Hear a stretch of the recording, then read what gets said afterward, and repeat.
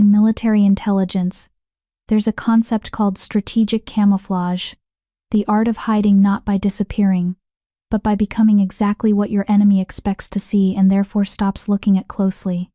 It's how spies survive in hostile territory, how assassins position themselves before the kill, how weapons disguise themselves as harmless until the moment they strike.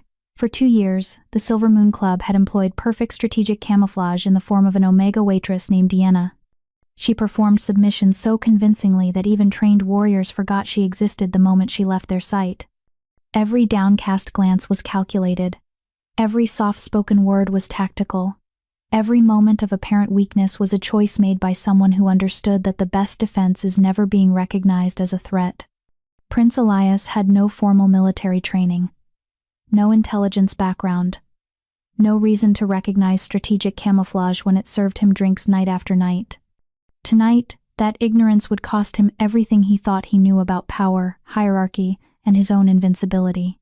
This is the story of an operative so skilled that she convinced an entire pack she was harmless. And the moment when her mission parameters changed from remain hidden to tactical demonstration of capability. Before we deploy, signal your tactical awareness like this video if you can already predict what's about to happen to Prince Elias. Now, let us begin. Chapter 1.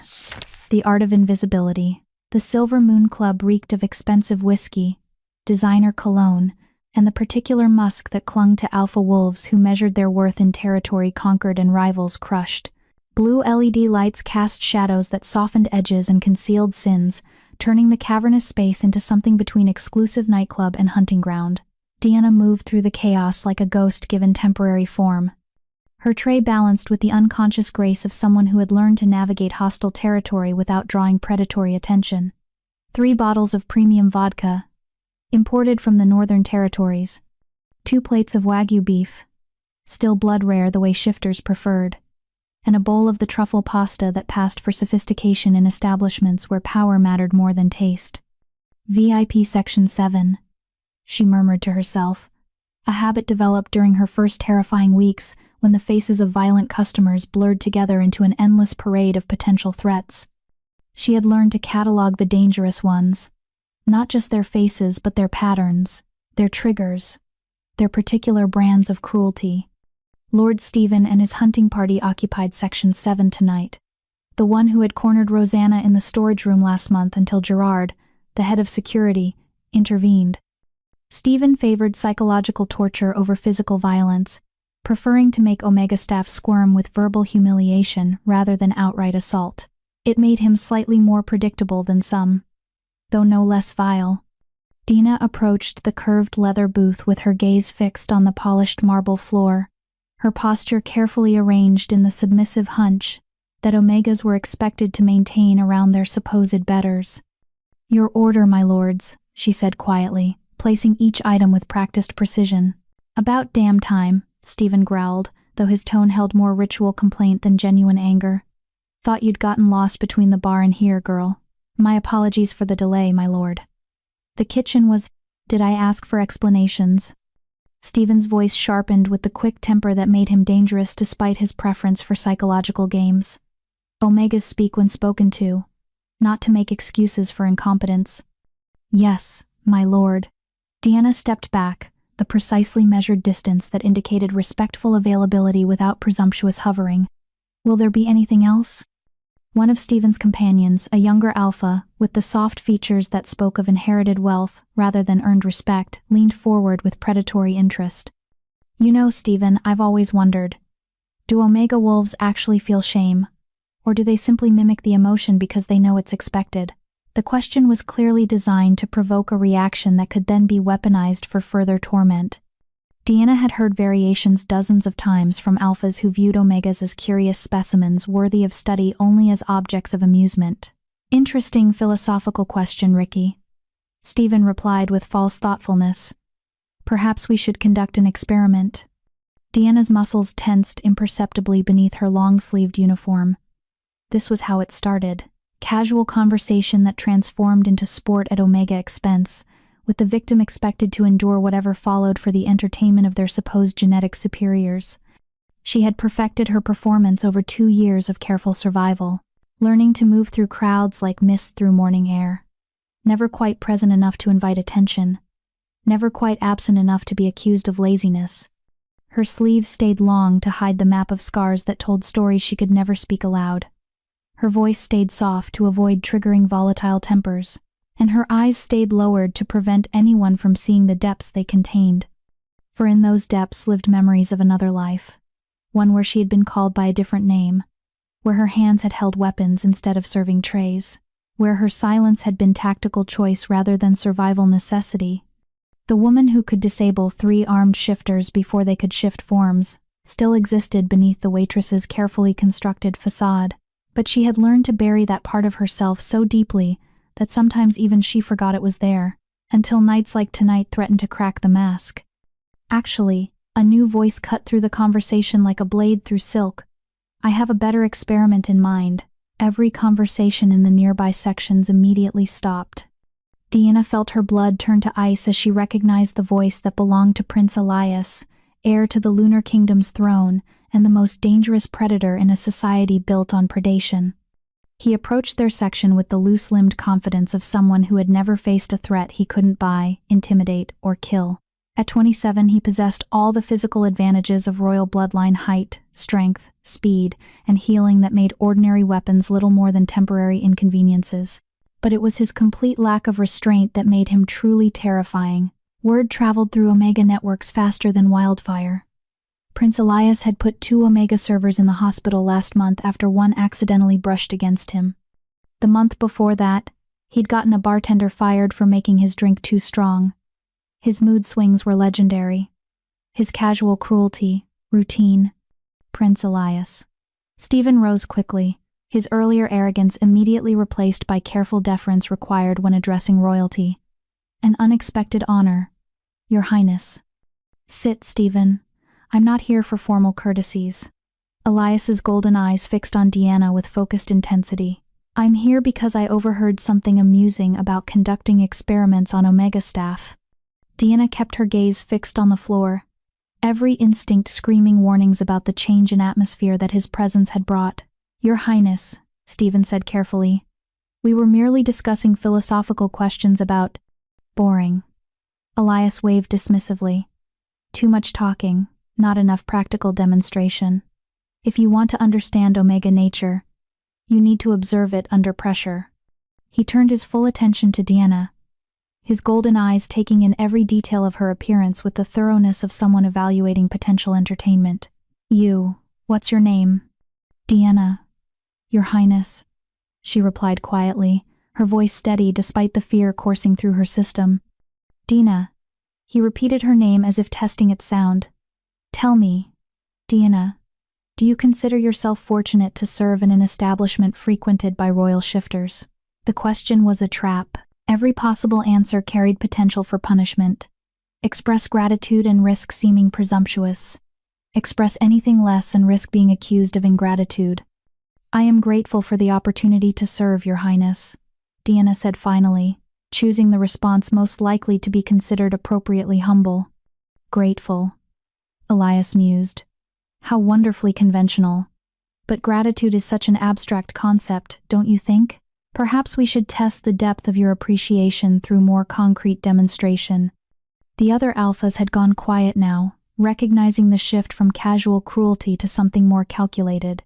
When Prince Elias decided someone would provide his evening's entertainment, the results were rarely pleasant for his chosen target. Your Highness, Gerard's voice came from behind her, carefully neutral. Perhaps I could arrange for, did I ask for your input, security? Elias didn't even look at the head of security. Unless you're volunteering to take her place in my little experiment? Gerard fell silent. Even he couldn't openly challenge royal authority without risking everything. Deanna had endured worse games than whatever was coming. She had cleaned floors with her own blood, accepted blame for damages she hadn't caused, smiled gratefully for the privilege of being allowed to continue existing in spaces where her kind were barely tolerated. She was preparing to accept whatever humiliation followed when Elias moved. Without warning, his boot connected with her shin, not hard enough to break bone through her supernatural healing, but with sufficient force to send her stumbling backward. The tray flew from her hands as she fought to maintain balance, sending bottles and plates scattering across the marble floor in a symphony of breaking glass and spilled liquor. Laughter erupted from the surrounding sections as Dina caught herself against a pillar, her leg throbbing from the impact and her carefully maintained composure finally beginning to crack. This was humiliation designed for maximum entertainment value, performed before an audience that would spread word of the evening's amusement throughout the capital's shifter elite. "There we are," Elias announced with satisfaction. Much more educational than philosophical discussion. Observe how quickly Omega gratitude transforms into something more honest when they're reminded of their proper place. But as Dina pushed away from the pillar and straightened to face her tormentor, something had changed in her posture, something that made the laughter die in several throats. Her head was no longer bowed in submission, her shoulders no longer curved in defensive hunching. When she looked directly at Prince Elias for the first time, her storm-gray eyes held depths that made even drunk alphas suddenly sober. "Your Highness," Deanna said quietly, her voice carrying a quality none of them had heard before. Not servility or fear, but controlled calm. Was that supposed to hurt? The question hung in the air like a challenge thrown down in a throne room. And Elias's expression shifted from amused superiority to something far more dangerous. Chapter 2. When Silence Becomes a Weapon. The silence in the Silver Moon Club was absolute now. The kind of quiet that followed earthquakes or lightning strikes events so far outside normal experience that minds struggled to process what they had witnessed.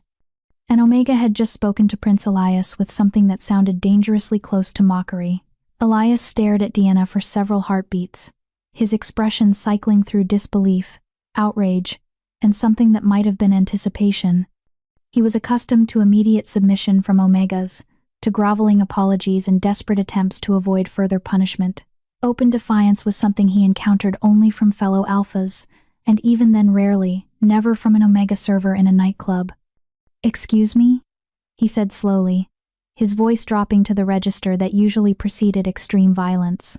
Deanna smiled then. Not the forced expression of a servant trying to placate an angry alpha, but something altogether more predatory. "I asked if that was supposed to hurt, Your Highness. Because if it was, I think we need to have a conversation about expectations versus reality." Several alphas exchanged glances as they realized what was happening.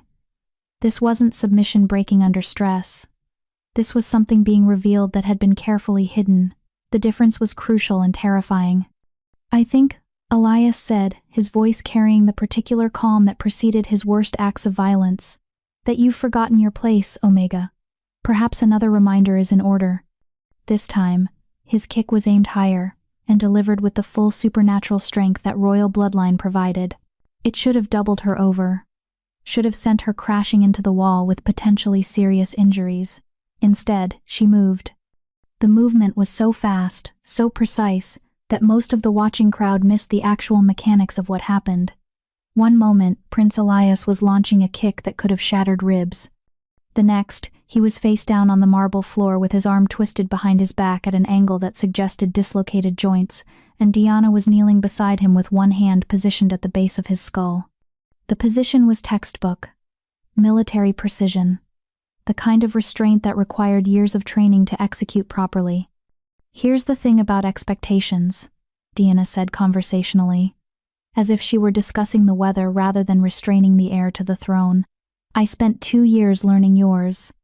You expect Omegas to cower and apologize and beg for mercy when you decide to use us for entertainment." She applied slightly more pressure, and Elias's struggles immediately ceased as pain flooded through his nervous system. "You expect us to be helpless, harmless, forgettable." Her voice remained level, almost pleasant. "But sometimes, Your Highness, expectations can be dangerous things.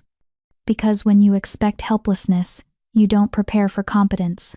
When you expect cowering, you don't guard against someone who was trained to kill before she learned to walk." The crowd had pressed back now, creating a circle of space around the unthinkable scene. Smartphones appeared, capturing video that would spread through social media within minutes. And Omega had not only defied royal authority but had disabled a royal alpha with effortless precision. "Now," Deanna continued, her tone remaining conversational despite the explosive tension radiating from every direction, We can handle this situation in several ways. I can release you. You can return to your table and we can pretend this was all a misunderstanding caused by too much whiskey and poor judgment. She let the alternative hang unspoken, but the implications were clear to everyone watching. Prince Elias was completely helpless in his current position, and the woman restraining him possessed skills that no Omega server should have been able to acquire. Or, she added quietly, we can discover what happens when someone finally pushes back against your casual cruelty. Your choice, Your Highness. Elias tried to speak, but the angle of his restraint made words difficult. What emerged was a strangled sound of rage mixed with something that might have been pain or shock. From the club's upper level, where private booths provided vantage points for the wealthiest patrons to observe without being observed, someone watched with calculating intensity. Alpha King Roman hadn't come to the Silver Moon Club tonight to witness his son's humiliation. He'd come to conduct quiet business with merchants who preferred to avoid palace scrutiny. But as he watched Deanna's precise movements, noted the professional economy of her restraint technique, and recognized the particular way she held herself, puzzle pieces began clicking into place. The scars she hid beneath long sleeves, the way she moved through crowds without quite touching anyone, the unconscious habits of someone accustomed to assessing threats and escape routes. And now, the combat skills that should not have existed in an Omega waitress working in a shifter nightclub. Deanna was not what she appeared to be. The question was whether her true identity made her an asset to be acquired or a threat to be eliminated. As if sensing the weight of royal attention, Deanna's gaze flickered upward toward the private booths where shadows concealed the king's presence. For just a moment, her eyes met his across the distance. And Roman saw recognition there, not of his face, which she had never seen up close, but of the authority he represented. She knew she had been seen by someone important. She knew her carefully maintained invisibility had been shattered beyond repair. And she knew that whatever happened next would determine whether she lived to see another dawn. But instead of fear or panic, what Roman saw in those storm-gray eyes was calculation. The cold assessment of a professional evaluating new parameters and adjusting strategy accordingly. The quiet servant was gone, and in her place stood something far more dangerous. Security, a voice called out one of Stephen's companions, finally finding courage now that the initial shock had worn off. Someone call security. This Omega attacked Prince Elias. Gerard appeared from the crowd, his expression carefully neutral as he assessed the situation. Behind him came 4 of his security team, their positions carefully coordinated to surround the disturbance without appearing overtly threatening. Miss, Gerard said carefully, his tone suggesting he was speaking to someone he recognized as professionally trained, rather than an out-of-control server. I'm going to need you to release His Highness. Dina's eyes tracked the security team's movements with professional interest, noting approach angles, weapon positions, and the particular way trained fighters moved when they were preparing for violence but hoping to avoid it. Gerard, she said, and her use of his first name rather than his title made several people blink. You and I both know what happens if I let him up right now. He'll either try to kill me immediately, or he'll have me arrested and killed later. Neither option appeals to me. If you harm him further, Gerard replied, there's no outcome where you survive the next 5 minutes. But if you release him now and cooperate, I can at least ensure you're treated fairly during questioning. It was the best offer he could make, and they both knew it. Gerard had always been decent to the Omega staff, one of the few security personnel who actually tried to protect rather than simply manage them. Dina was silent for a moment, weighing her options. Then, slowly, she began the careful process of disengaging from her restraint position. She moved with deliberate precision, each adjustment telegraphed clearly so that the watching guards could see she posed no immediate threat. But even her compliance demonstrated expertise. She maintained control throughout the release process, ensuring that Elias couldn't suddenly reverse their positions or launch retaliatory attacks. When Prince Elias finally rolled away from her and struggled to his feet, his face was flushed with humiliation and rage that transcended mere physical discomfort. His golden eyes blazed with the kind of fury that typically preceded lethal violence. You, he snarled, his voice rough from having been restrained, have made the gravest error of your miserable existence. Deanna rose gracefully to her feet, brushing debris from her uniform with movements that managed to suggest both humility and complete lack of concern about his threats. "Your Highness," she said respectfully, "I hope you weren't seriously injured during your fall. The floors here can be quite treacherous, especially after someone spills expensive vodka." The reframing was masterful. She had transformed his defeat from deliberate humiliation into an unfortunate accident, offering him a narrative that would preserve his dignity while making clear that she understood exactly what had happened. "Fall?" Elias's voice rose dangerously. "You think what just happened was a fall?" "I think what just happened was an unfortunate series of events that began when someone decided to use physical violence against a non-combatant," Dina replied calmly. "The specific details of how such situations resolve themselves tend to depend on the participants involved." She was giving him an exit strategy while simultaneously making clear that any escalation would be met with responses he might not survive. The message was delivered with perfect courtesy and absolutely unmistakable intent. Elias took a step toward her, his hands clenching into fists. But before he could close the distance, a new voice cut through the tension with the authority of absolute power. "That will be sufficient." Every head in the club turned toward the speaker, and a collective intake of breath rippled through the crowd as Alpha King Roman emerged from the shadows of the upper level. He descended the stairs with measured steps, his presence immediately transforming the atmosphere from dangerous confrontation to royal audience. Roman wasn't as physically imposing as his son, but authority radiated from him in waves that made even drunk alphas straighten their posture and lower their gazes. At 54, he possessed the kind of power that came not from inherited strength but from decades of making decisions that shaped kingdoms. "Father," Elias began, his voice carrying a mixture of relief and apprehension, "this Omega attacked me without." "I saw what happened," Roman interrupted quietly, his golden eyes so similar to his son's but infinitely more controlled, moving between Elias and Diana with calculating precision. "I observed the entire encounter from beginning to resolution." The simple statement carried implications that made several people in the crowd suddenly remember urgent business elsewhere. If the king had witnessed Prince Elias initiating violence against an Omega servant, then the official narrative of unprovoked attack became considerably more complicated. "Your Majesty," Diana said, dropping into a curtsy that was technically perfect while somehow managing to suggest that she was choosing to show respect rather than being compelled to do so. Roman studied her for a long moment, taking in details that his son had missed. The unconscious way she positioned herself to maintain sightlines to all potential threats. The careful neutrality of her expression that revealed nothing while observing everything. The particular stillness that marked someone accustomed to violence but comfortable with its absence. "Rise," he commanded, and Diana straightened to meet his gaze directly, another breach of protocol that somehow didn't feel like insubordination.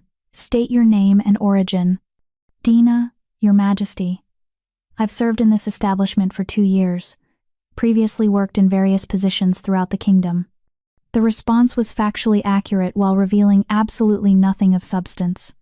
A diplomatic non-answer that provided required information without offering details that could be used against her.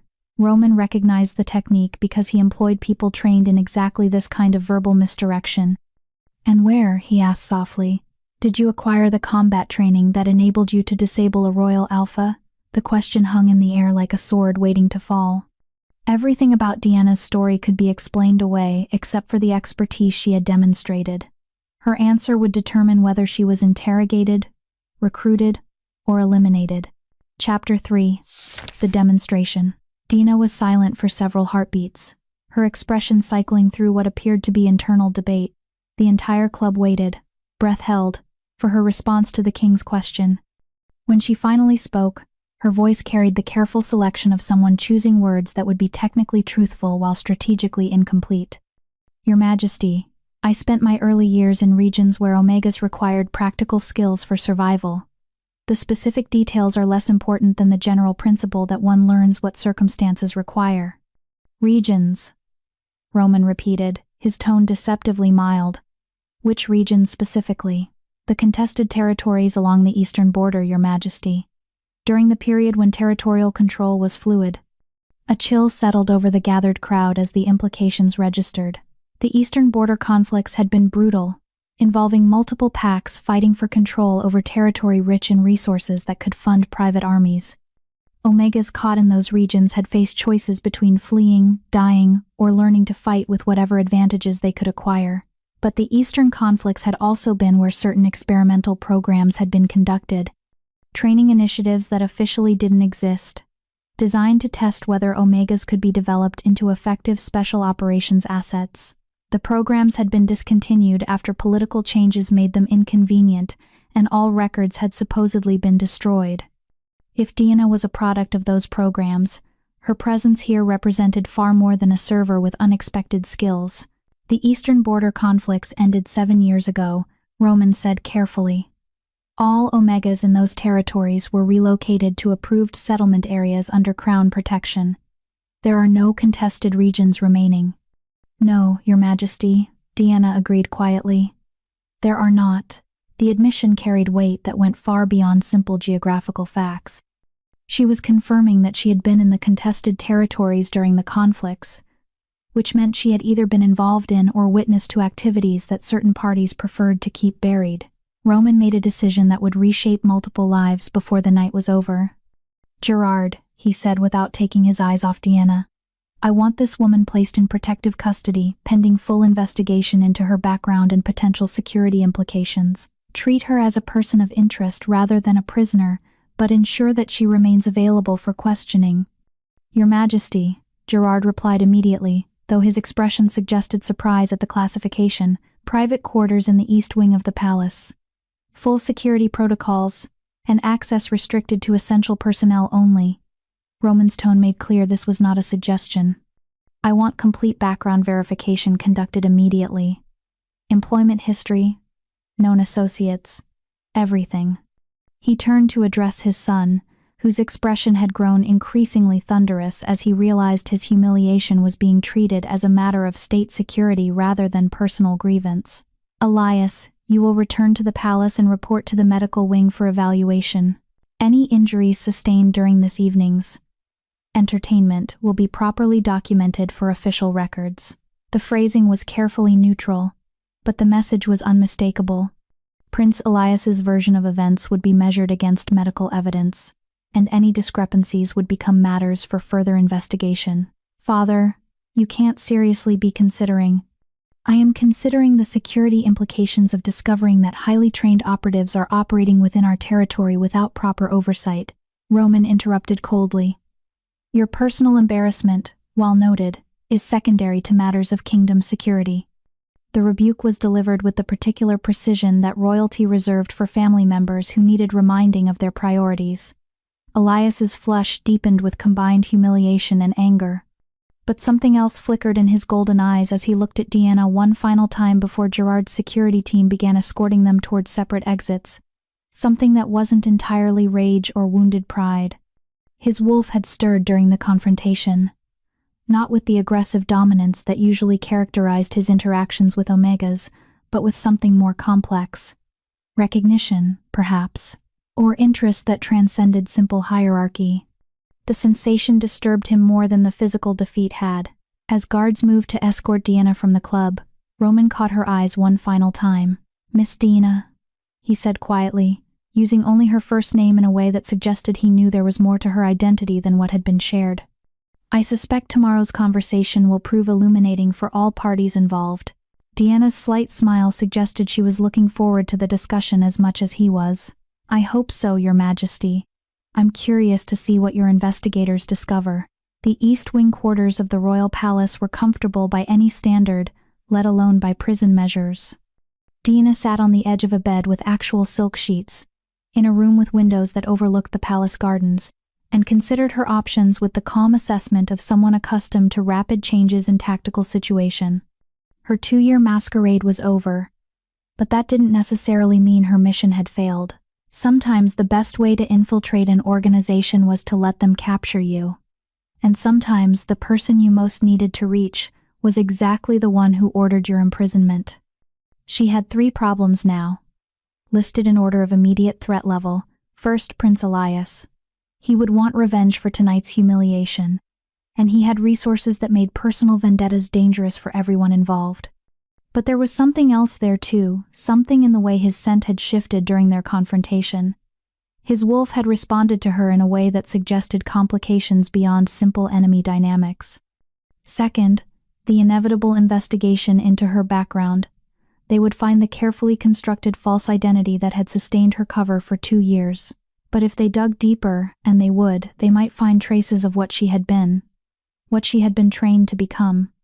Third, and most dangerous, if word reached the wrong people that a Shadow Corps operative had surfaced in the capital, still alive after supposedly being terminated 7 years ago, then powerful figures would move to ensure she disappeared permanently this time. A knock on the door interrupted her strategic assessment. "Come in," she called, noting that the door wasn't locked from the outside. Protective custody, as promised, not imprisonment. Gerard entered, carrying a tray with food and water. His expression was carefully neutral, but his eyes held questions.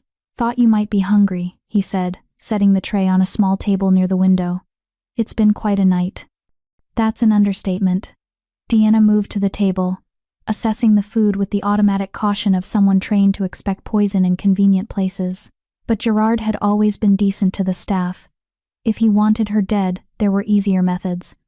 "So," Gerard said, leaning against the wall with studied casualness, "you want to tell me how an Omega waitress learned to put a Royal Alpha on the ground in under 3 seconds? Would you believe natural talent?" "No," Dina smiled slightly. "Didn't think so." "The King's investigators will be thorough," Gerard continued. "They'll find things, and depending on what they find, you'll either be recruited or eliminated. There's no middle ground with this level of security attention. I know. So the question is whether you want someone on your side when those investigators start asking harder questions." Gerard met her gaze directly. "I've been head of security at Silver Moon for 5 years.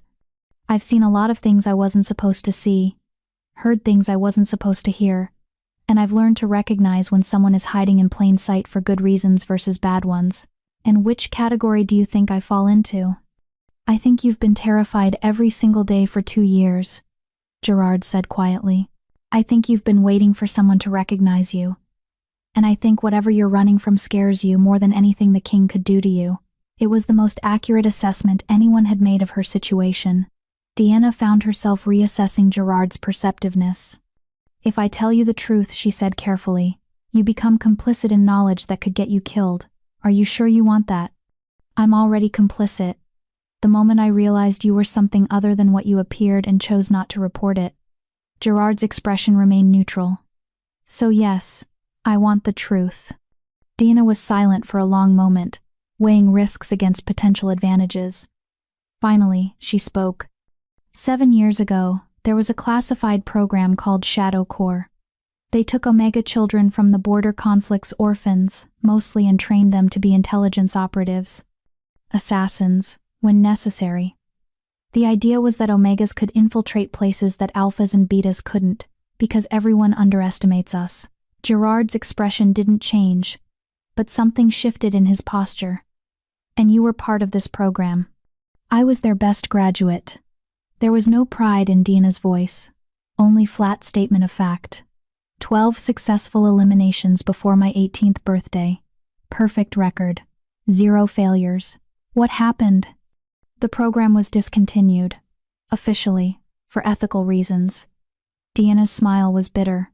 "Actually, because certain political factions realized that trained Omega operatives posed a threat to existing power structures, can't maintain rigid hierarchy if the lowest rank can kill the highest. So they terminated the program. They terminated the operatives." Deanna corrected quietly. "All of us. One by one. Made it look like training accidents, mission failures, random violence. But I recognized the pattern, and I ran. And came here. To the capital, right under their noses. Best place to hide is where no one expects you to be." Deanna met his gaze directly. "I've been surviving, Gerard. Staying invisible. Hoping they'd eventually stop looking. And then Prince Elias kicked you. And then I got tired of pretending to be helpless," Deanna finished. "Which was strategically stupid. But apparently, 2 years of abuse has limits even for trained operatives." Gerard was quiet for a moment, processing the information. The king suspects something like this. That's why he's treating you as an intelligence asset rather than a criminal. I know. Which means I have a choice. Try to run again, or offer him something valuable enough that protecting me becomes worth the political complications. You have information about the people who terminated the program. Names, financial records, proof of treason that reaches into the highest levels of multiple pacts. Deanna's voice was steady. The question is whether King Roman is the kind of ruler who wants to know when his government is corrupt, or the kind who prefers comfortable lies. He's the former, Gerard said with certainty. Which means you might actually survive this, if you play it right. And if I play it wrong? Then at least your death will be quick. Roman doesn't tolerate betrayal, but he's not needlessly cruel. Gerard moved toward the door. Get some rest. Tomorrow's interrogation will determine your future. You'll want to be sharp. Gerard. Dina called as he reached the door. Thank you. For the food. And for not running straight to the king with what I just told you. Thank me when this is over. Gerard replied. Assuming we both survive what's coming. After he left, Dina lay back on the silk sheets and stared at the ceiling, her mind racing through scenarios and contingencies. Tomorrow, she would face Alpha King Roman and either secure protection or seal her fate.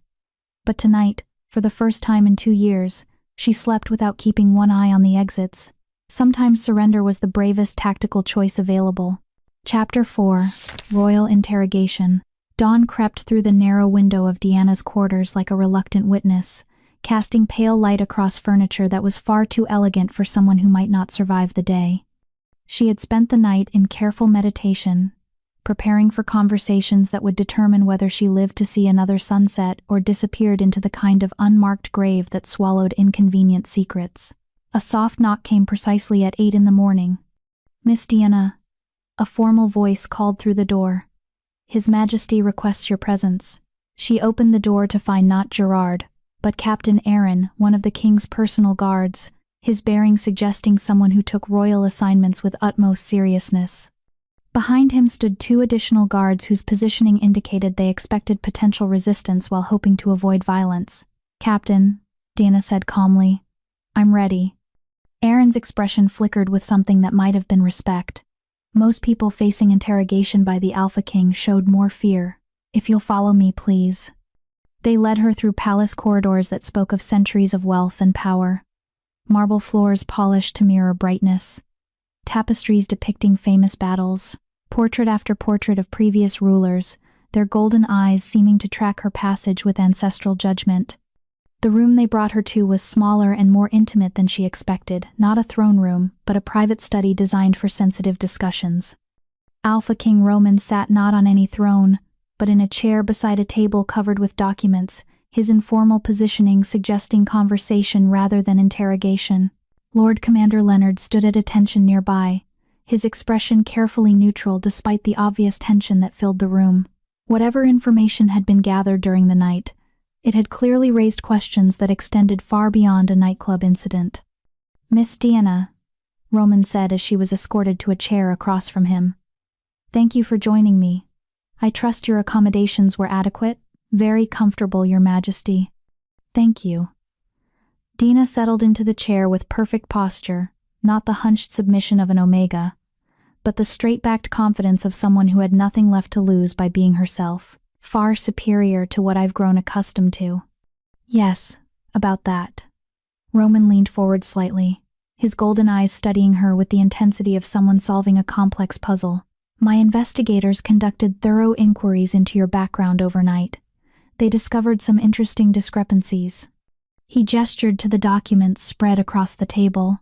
According to official records, you have indeed worked as a server in various establishments throughout my kingdom for the past 2 years. References are excellent. Work history consistent. No incidents of misconduct or inappropriate behavior reported. I'm gratified that my employers found my service satisfactory, Your Majesty. Indeed. However, what's fascinating is that prior to 2 years ago, Deanna simply didn't exist. No birth records, no family history, no documentation of any kind until the day you appeared at the Silver Moon Club seeking employment. Roman selected a specific document from the pile. More intriguing still, the description of your combat skills provided by multiple witnesses matches techniques taught in classified military programs that were officially discontinued 7 years ago. The trap was expertly laid, offering her multiple opportunities to lie while making clear that he already knew more than she might expect. Deanna considered her options carefully before responding. Your Majesty, I think we both understand that sometimes official discontinuation and actual termination are different things, and sometimes people acquire new identities because their old ones became inconvenient. Inconvenient for whom? For anyone who preferred that certain activities remain buried along with the people who participated in them. Roman nodded slowly, recognizing the careful way she was confirming his suspicions without providing specifics that could be used against her. Tell me about the Shadow Core program. Deanna's expression didn't change, but something shifted in her posture that suggested the conversation had moved into genuinely dangerous territory. I'm not familiar with that specific designation, Your Majesty. No? Roman's tone remained mild. Interesting. Because according to classified files that required significant effort to locate, the Shadow Core was an experimental initiative designed to train Omega operatives for deep infiltration and assassination missions in rival pack territories. The program supposedly produced 12 successful graduates before being terminated due to political concerns. He leaned back in his chair, studying her reaction. Those files also indicate that all program participants were declared dead to maintain operational security. Their original identities buried so deeply that no trace would remain if they were captured or compromised. That sounds like a very thorough approach to operational security, Your Majesty. It does, doesn't it? Roman's eyes never left her face. Of course, declaring someone dead for security purposes doesn't actually kill them. It simply makes them extremely difficult to trace. Which raises interesting questions about how many supposedly dead operatives might be living under assumed identities throughout my kingdom. Deanna remained silent, recognizing that anything she said now would either confirm his theory or force her to maintain lies that were becoming increasingly untenable. The thing is, Roman continued, his tone shifting slightly to become less interrogative and more collaborative, I've been wondering why a highly trained operative would choose to spend 2 years serving drinks to drunk alphas when her skills could be employed for far more lucrative purposes. Unless, of course, the server position wasn't employment, but positioning. Positioning for what, Your Majesty? That's what I'm hoping you'll tell me. Because if you've been conducting surveillance on my kingdom for 2 years, then you either represent a threat I need to eliminate or intelligence I need to acquire. Roman's expression shifted to something almost resembling a smile. And frankly, after watching you handle my son last night, I'm more interested in the latter possibility. The shift in approach was masterfully executed, transforming the interrogation from threatening to potentially advantageous. Deanna found herself reassessing her tactical position, as she realized the king might be offering recruitment rather than punishment. Your Majesty, may I speak frankly? Please do. The Shadow Core program was indeed discontinued 7 years ago, but not because of ethical concerns about Omega assets. Deanna chose her words with surgical precision. It was terminated because certain political factions within various pack governments discovered that trained Omega operatives posed potential threats to established power structures. Can't maintain rigid hierarchy if the lowest rank can kill the highest. She paused, watching his reaction. The official story claims all operatives were declared dead for security purposes. The reality is that most were actually killed to prevent them from becoming problems for their former handlers. A chill settled over the room as the implications registered. If Deanna was telling the truth, then classified military assets had been murdered to cover up political convenience, and her survival suggested either remarkable skill or protection from unexpected sources. How many survived? Roman asked quietly. I don't know, Your Majesty. Operational security meant we never knew each other's identities or assignments, but I would estimate very few of us escaped the termination orders. And your mission here? What were you supposed to accomplish during 2 years of server work?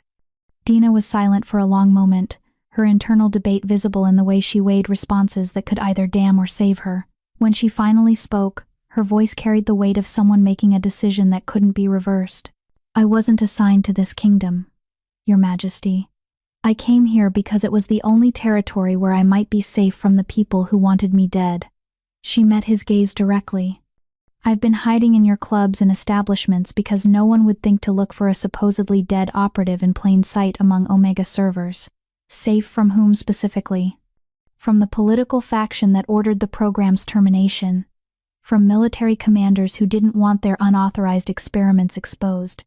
From court officials who profited from arrangements with enemy packs during the border conflicts. Deanna's voice remained level despite the magnitude of what she was revealing. From everyone who had something to lose if a trained operative started talking about what she knew.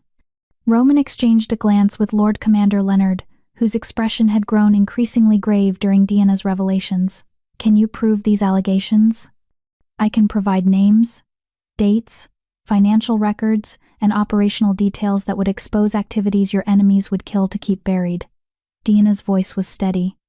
The question is whether Your Majesty considers such information valuable enough to justify protecting someone who officially doesn't exist.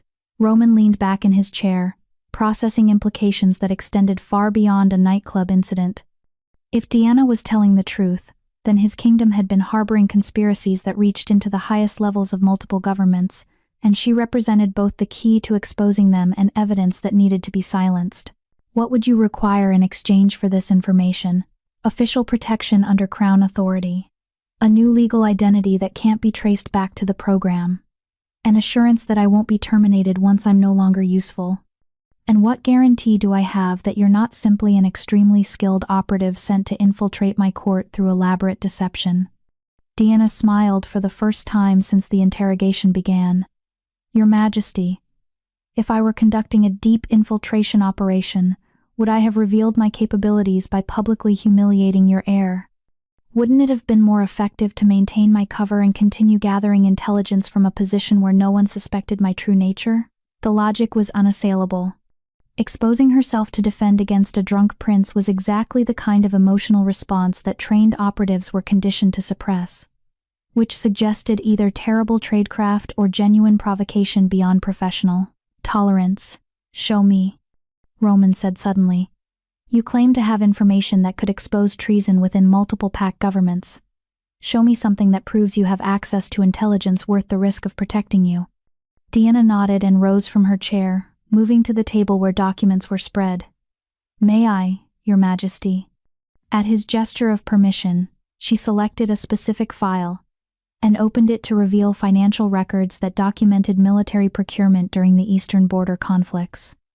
Lord Commander Mikhail, former head of the Western Pac's military forces, authorized payments to 3 different weapons suppliers during the height of the fighting, she said, pointing to specific entries. What those records don't show is that 2 of those suppliers were actually fronts for enemy operations, and that a significant percentage of purchased weapons never reached your allied forces. She traced connections between different documents with practiced ease.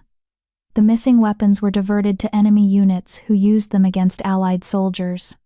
Mikhail received substantial payments for facilitating these diversions, payments that were laundered through accounts connected to the Shadow Corps operational budget. Lord Commander Leonard moved closer to examine the documents, his expression darkening as he recognized the implications. You're saying Mikhail was selling weapons to our enemies while soldiers died? I'm saying that Mikhail and others used the chaos of the border conflicts to profit from arms sales to multiple sides, and that they eliminated the operatives who could expose their activities when the wars ended and investigations became possible. Roman studied the documents she had indicated, cross-referencing information that painted a picture of systematic betrayal extending over several years. The evidence was circumstantial but compelling, suggesting patterns of corruption that reached into multiple branches of Allied Pac military commands. Where did you get this information? He asked carefully. Shadow Corps operatives were used to facilitate some of these transactions. Deanna replied quietly. We moved the money, made the connections, ensured discretion. They thought we were just tools, expendable, forgettable, easily eliminated when we became inconvenient. They didn't consider that tools sometimes keep records. Insurance, in case our employers decided we knew too much. Roman made a decision that would reshape the political landscape of multiple territories. Lord Commander Leonard, I want immediate investigation into these financial discrepancies. Full audit of all military procurement from the past decade, with particular attention to irregularities during the border conflicts. Yes, Your Majesty. And I want discreet surveillance placed on anyone connected to these transactions. If Miss Deanna's allegations prove accurate, then we're dealing with treason that could have cost thousands of lives." He turned back to Deanna, his expression suggesting she had passed some crucial test. "You'll remain in protective custody while we verify this information, but your status is now officially that of intelligence asset rather than prisoner. Captain Aaron will arrange more appropriate accommodations and security protocols. Thank you, Your Majesty." "Don't thank me yet." Roman's voice carried warning beneath the formal courtesy. "If your information proves accurate, then you'll be helping expose conspiracies that certain powerful people have killed to protect. That makes you extremely valuable and extremely dangerous, a combination that rarely leads to peaceful outcomes." As guards prepared to escort her to new quarters, Roman spoke her name one final time. "Miss Deanna, you should know that my son is extremely displeased about last night's events. He's been making inquiries about your background and expressing opinions about appropriate responses to public humiliation." The warning was clearly delivered despite being diplomatically phrased. "I understand, Your Majesty. Do you?" Because Prince Elias has never learned the value of strategic patience, and he has access to resources that make personal vendettas dangerous for everyone involved. Deanna's smile was sharp and entirely confident. "Your Majesty, if your son wishes to continue our discussion from last night, I'll be happy to provide additional demonstrations of why underestimating one's opponents leads to educational experiences." But as she was led from the study toward quarters that represented safety she hadn't known in 7 years, Deanna couldn't shake the memory of how Prince Elias's scent had shifted during their confrontation. Rage and humiliation, yes. But underneath, something else. Something that made her wolf silent for so long stir with uncomfortable awareness. Recognition. Chapter 5. Bonds forged in fire. The new quarters were less prison, and more luxury suite. Floor-to-ceiling windows overlooked the palace training grounds, where elite guards practiced combat formations. A private bathroom with marble fixtures. Shelves lined with books. And most importantly, a door that locked from the inside. Deanna stood at the window, watching the guards below move through drills that she recognized from her own training. Different variations, perhaps, but the fundamental principles were identical. Block, parry, redirect. Use an opponent's strength against them. Never fight harder when you could fight smarter. A knock interrupted her observation. "It's open," she called, though she'd already identified the visitor by scent. Alpha. Male. Younger. Attempting to mask nervousness with confidence. Prince Elias entered without waiting for further invitation, closing the door behind him with more force than necessary. He'd changed from last night's club attire into training gear, black pants, and a fitted shirt that emphasized the physical advantages of royal bloodline. His golden eyes locked onto her with an intensity that made the air feel charged. "We need to talk," he said, his voice carrying the command of someone unaccustomed to being refused. Deanna turned from the window slowly, assessing threat levels with automatic precision. He wasn't armed. His posture suggested anger rather than immediate violence. But his scent carried something complex underneath the rage, something that made her wolf stir with uncomfortable awareness. "Your Highness," she said calmly, "I'm surprised the guards let you through. I'm the Crown Prince. Guards don't let me do anything." Elias moved deeper into the room, maintaining distance but claiming space with typical alpha territorialism. "Besides, Father's so busy with his investigations that he hasn't thought to restrict my access to palace quarters, an oversight I'm sure he'll correct once he realizes you're here." "Maybe." Elias's jaw tightened. "Or maybe he'll understand that I deserve answers before anyone else. You humiliated me in front of half the capital's elite, Deanna. Video of my defeat has been shared thousands of times across social media. My own guards are whispering about whether the prince is too weak to handle a single Omega." Deanna remained silent, recognizing that he needed to vent before any actual conversation could occur. "So yes," Elias continued, his voice dropping to something more dangerous, "we're going to talk. And you're going to tell me exactly who and what you are, not the sanitized version you gave my father. The truth.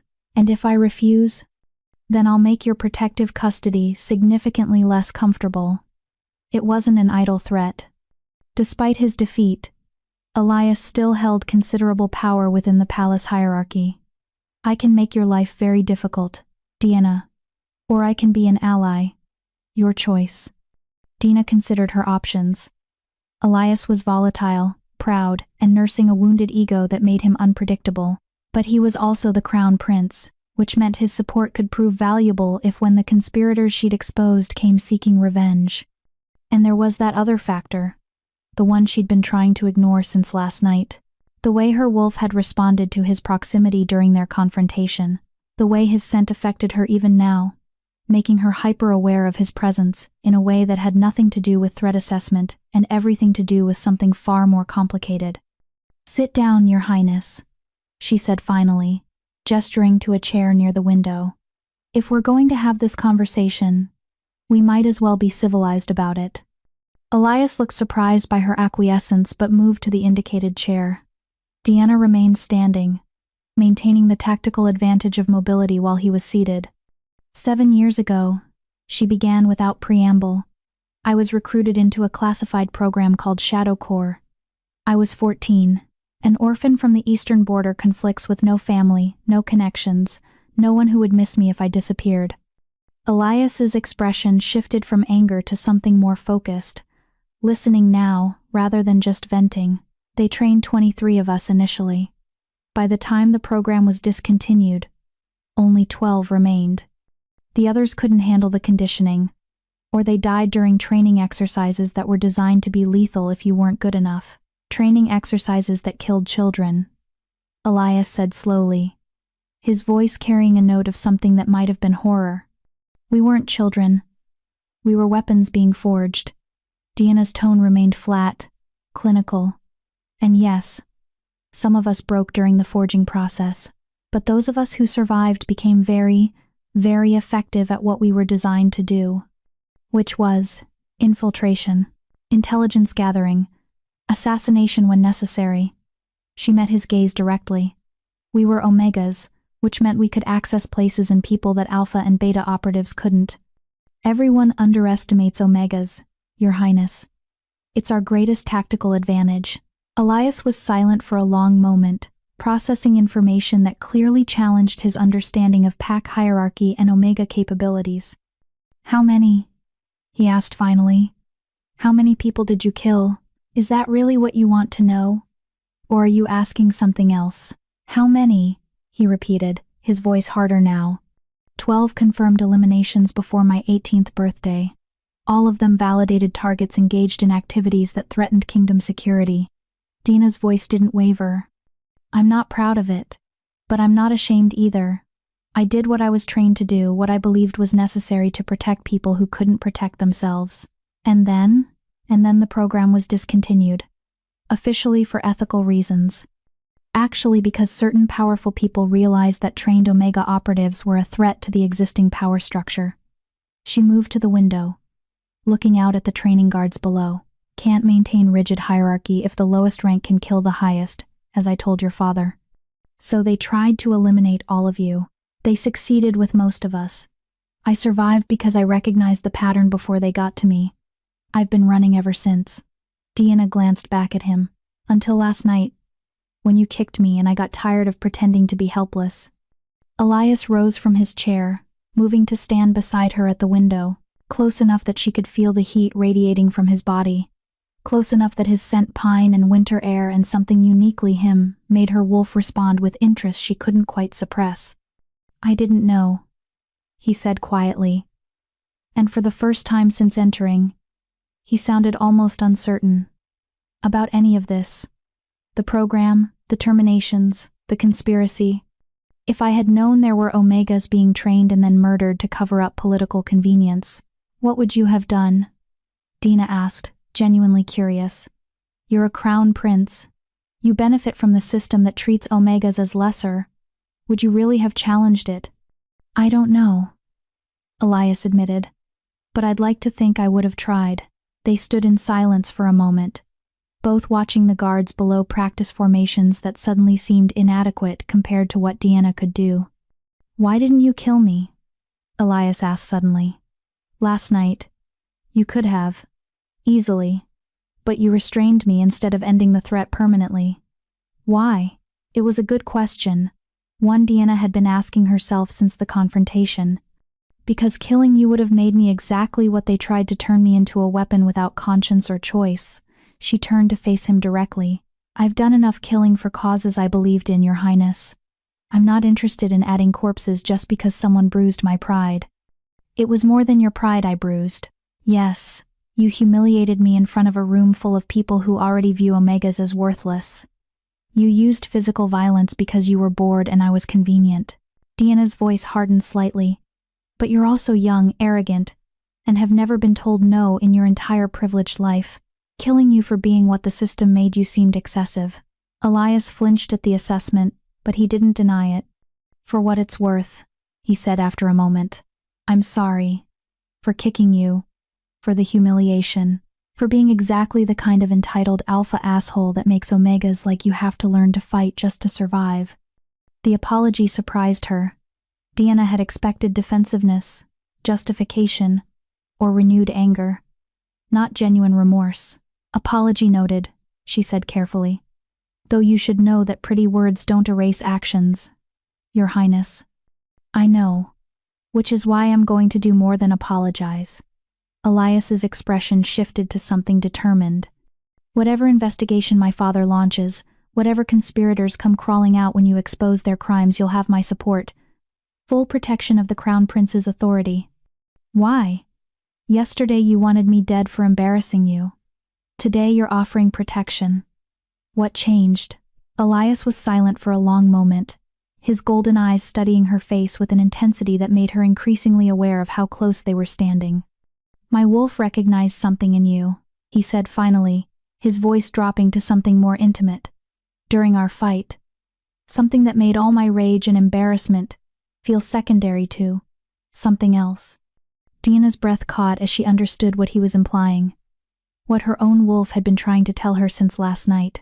No, she said firmly, taking a step back. Whatever you think you felt. We're not mates. Elias finished, the word hanging between them like a blade. That's what you're refusing to acknowledge, isn't it? That your wolf responded to mine the same way mine responded to yours. It doesn't matter what our wolves think they feel, Deanna said, though her voice lacked its earlier certainty. You're a crown prince. I'm a supposedly dead operative with a target on my back. Even if the mate bond were real, which I'm not conceding, it would be the worst possible timing. Agreed, Elias said, though something in his expression suggested he wasn't dismissing the possibility as easily as she was. Which is why we're going to ignore it for now. Focus on keeping you alive long enough to expose the conspiracy. Deal with the political fallout. And then we figure out what to do about the fact that my wolf has claimed an Omega assassin as its mate, and your wolf apparently feels the same way. His smile was wry. Should be interesting, at minimum. Before Deanna could respond, rapid footsteps sounded in the corridor outside. Gerard burst through the door without knocking, his expression urgent. Deanna, we have a problem. 3 operatives just entered the palace grounds using stolen security credentials. His eyes flicked to Elias. Your Highness, you should leave. Now. What kind of operatives? Deanna asked, though she already knew the answer from Gerard's expression. The kind trained by Shadow Corps, Gerard replied grimly. They're coming for you. And they're not planning to take you alive. Chapter 6. Treason in the Throne Room. Deanna's training kicked in before conscious thought could interfere. She moved to the window, assessing the grounds below with tactical precision while her mind raced through defensive options. How many guards between here and the main entrance? She asked Gerard, her voice steady despite the adrenaline flooding her system. 12 on duty. But if these operatives are Shadow Corps trained, regular palace guards won't slow them down much. Gerard moved to stand beside her, his hand resting on his sidearm. We need to get you to the secure vault in the sub-basement. Reinforced steel, limited access points. A trap, Deanna interrupted. Limited access means limited escape routes. They'll corner me there and wait me out. She turned to face both men. How long until they reach this wing? 5 minutes. Maybe less if they're not worried about being subtle. Then we don't have time for elaborate plans. Deanna's mind shifted into the cold calculation that had kept her alive for 7 years. Your Highness, you need to leave. Now, if they find you here with me, it creates complications we can't afford. I'm not leaving you to face 3 trained assassins alone, Elias said flatly, his alpha authority making the statement non-negotiable. You're not trained for this kind of combat. You'll be a liability, not an asset. Deanna's bluntness made him flinch, but she didn't soften it. Gerard can handle himself in a fight. You can't. Not against Shadow Corps operatives. She's right, Your Highness, Gerard added reluctantly. The best thing you can do is alert the king and get reinforcements here as fast as possible. Elias looked between them, his pride warring with tactical reality. Finally, he nodded sharply. 5 minutes. If reinforcements aren't here by then, I'm coming back whether you want me to or not. He moved toward the door, then paused. Don't die, Dina. We still have things to figure out. After he left, Gerard turned to her with grim assessment. So what's the actual plan? Because I know you're not planning to just wait here for them to arrive. We let them come, Dina said, moving away from the window to assess the room's tactical advantages. But we control the engagement. How they enter, where the fight happens, what advantages we can leverage. She pointed to the door. That's the obvious entry point, which means they'll expect us to defend it or flee through it. Instead, we let them come through, channel them into a confined space where their numbers become a disadvantage rather than an advantage. Gerard's expression showed professional respect. You want to use the room itself as a weapon? Exactly. 3 operatives means they'll likely enter in formation, 1 lead, 2 flanking for mutual support. The lead will be their best fighter, expecting resistance at the door. Deanna moved furniture with quick efficiency, creating angles and obstacles that would disrupt coordinated movement. We let the lead pass, then separate them. Divide their formation, force them to fight as individuals rather than as a team. And if they just blow the door and come in shooting? Shadow Corps doesn't train for loud. We're infiltration specialists, not assault teams. They'll want this quiet, surgical. Deanna positioned herself behind a heavy bookshelf that provided cover while maintaining sightlines to multiple approach vectors. They're coming to eliminate a liability, not start a war in the royal palace. Gerard took position near the bathroom entrance, his service weapon drawn but held low. You seem very calm for someone facing assassination.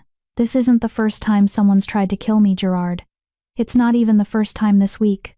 Dina's smile was sharp. The difference is that this time, I'm not pretending to be helpless. Footsteps approached in the corridor outside, soft, measured, professional, 3 sets.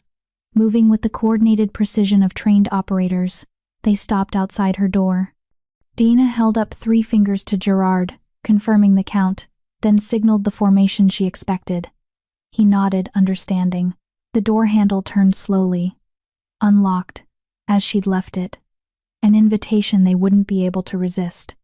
The door swung open. The lead operative entered with fluid grace, female, mid-20s, moving with the particular economy of motion that marked Shadow Corps training. Behind her came 2 more, spreading to flanking positions with practiced coordination. All 3 wore civilian clothes that wouldn't attract attention in palace corridors.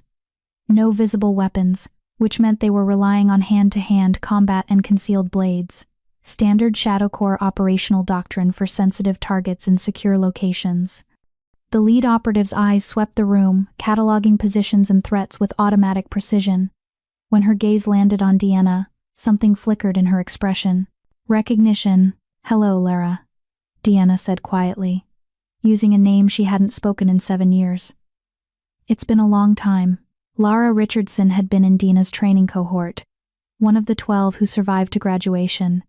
They'd run missions together, covered each other in hostile territory, shared the particular bond that formed between people trained to kill before they were old enough to vote. Dina. Lara's voice carried no warmth despite their history. You should have stayed hidden. This could have been avoided. Could it? Or were you always going to come for me eventually? Dina remained in position, her posture relaxed but ready. The question is whether you're here because you want to be, or because they're making you. Does it matter? Lara gestured slightly, and her companions spread wider, boxing Deanna in from multiple angles. The order is clear. You exposed yourself. You're talking to the king. You've become a liability that needs to be eliminated. Who gave the order, Lara? Who's still pulling Shadow Core strings 7 years after the program was supposedly terminated? You know, I can't tell you that. Can't? Or won't? Deanna's eyes tracked all 3 operatives simultaneously, calculating strike ranges and reaction times.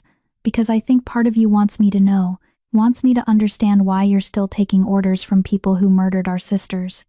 Something flickered across Lara's face pane, quickly suppressed. They didn't murder anyone. Training casualties happen in elite programs. Training casualties. Dina interrupted, her voice sharp. Is that what they're calling it? Rosanna didn't die in training, Lara. Neither did Frida or Catherine. They were systematically eliminated after the program was discontinued because they knew too much. And now you're here to do the same thing to me. It doesn't have to be difficult.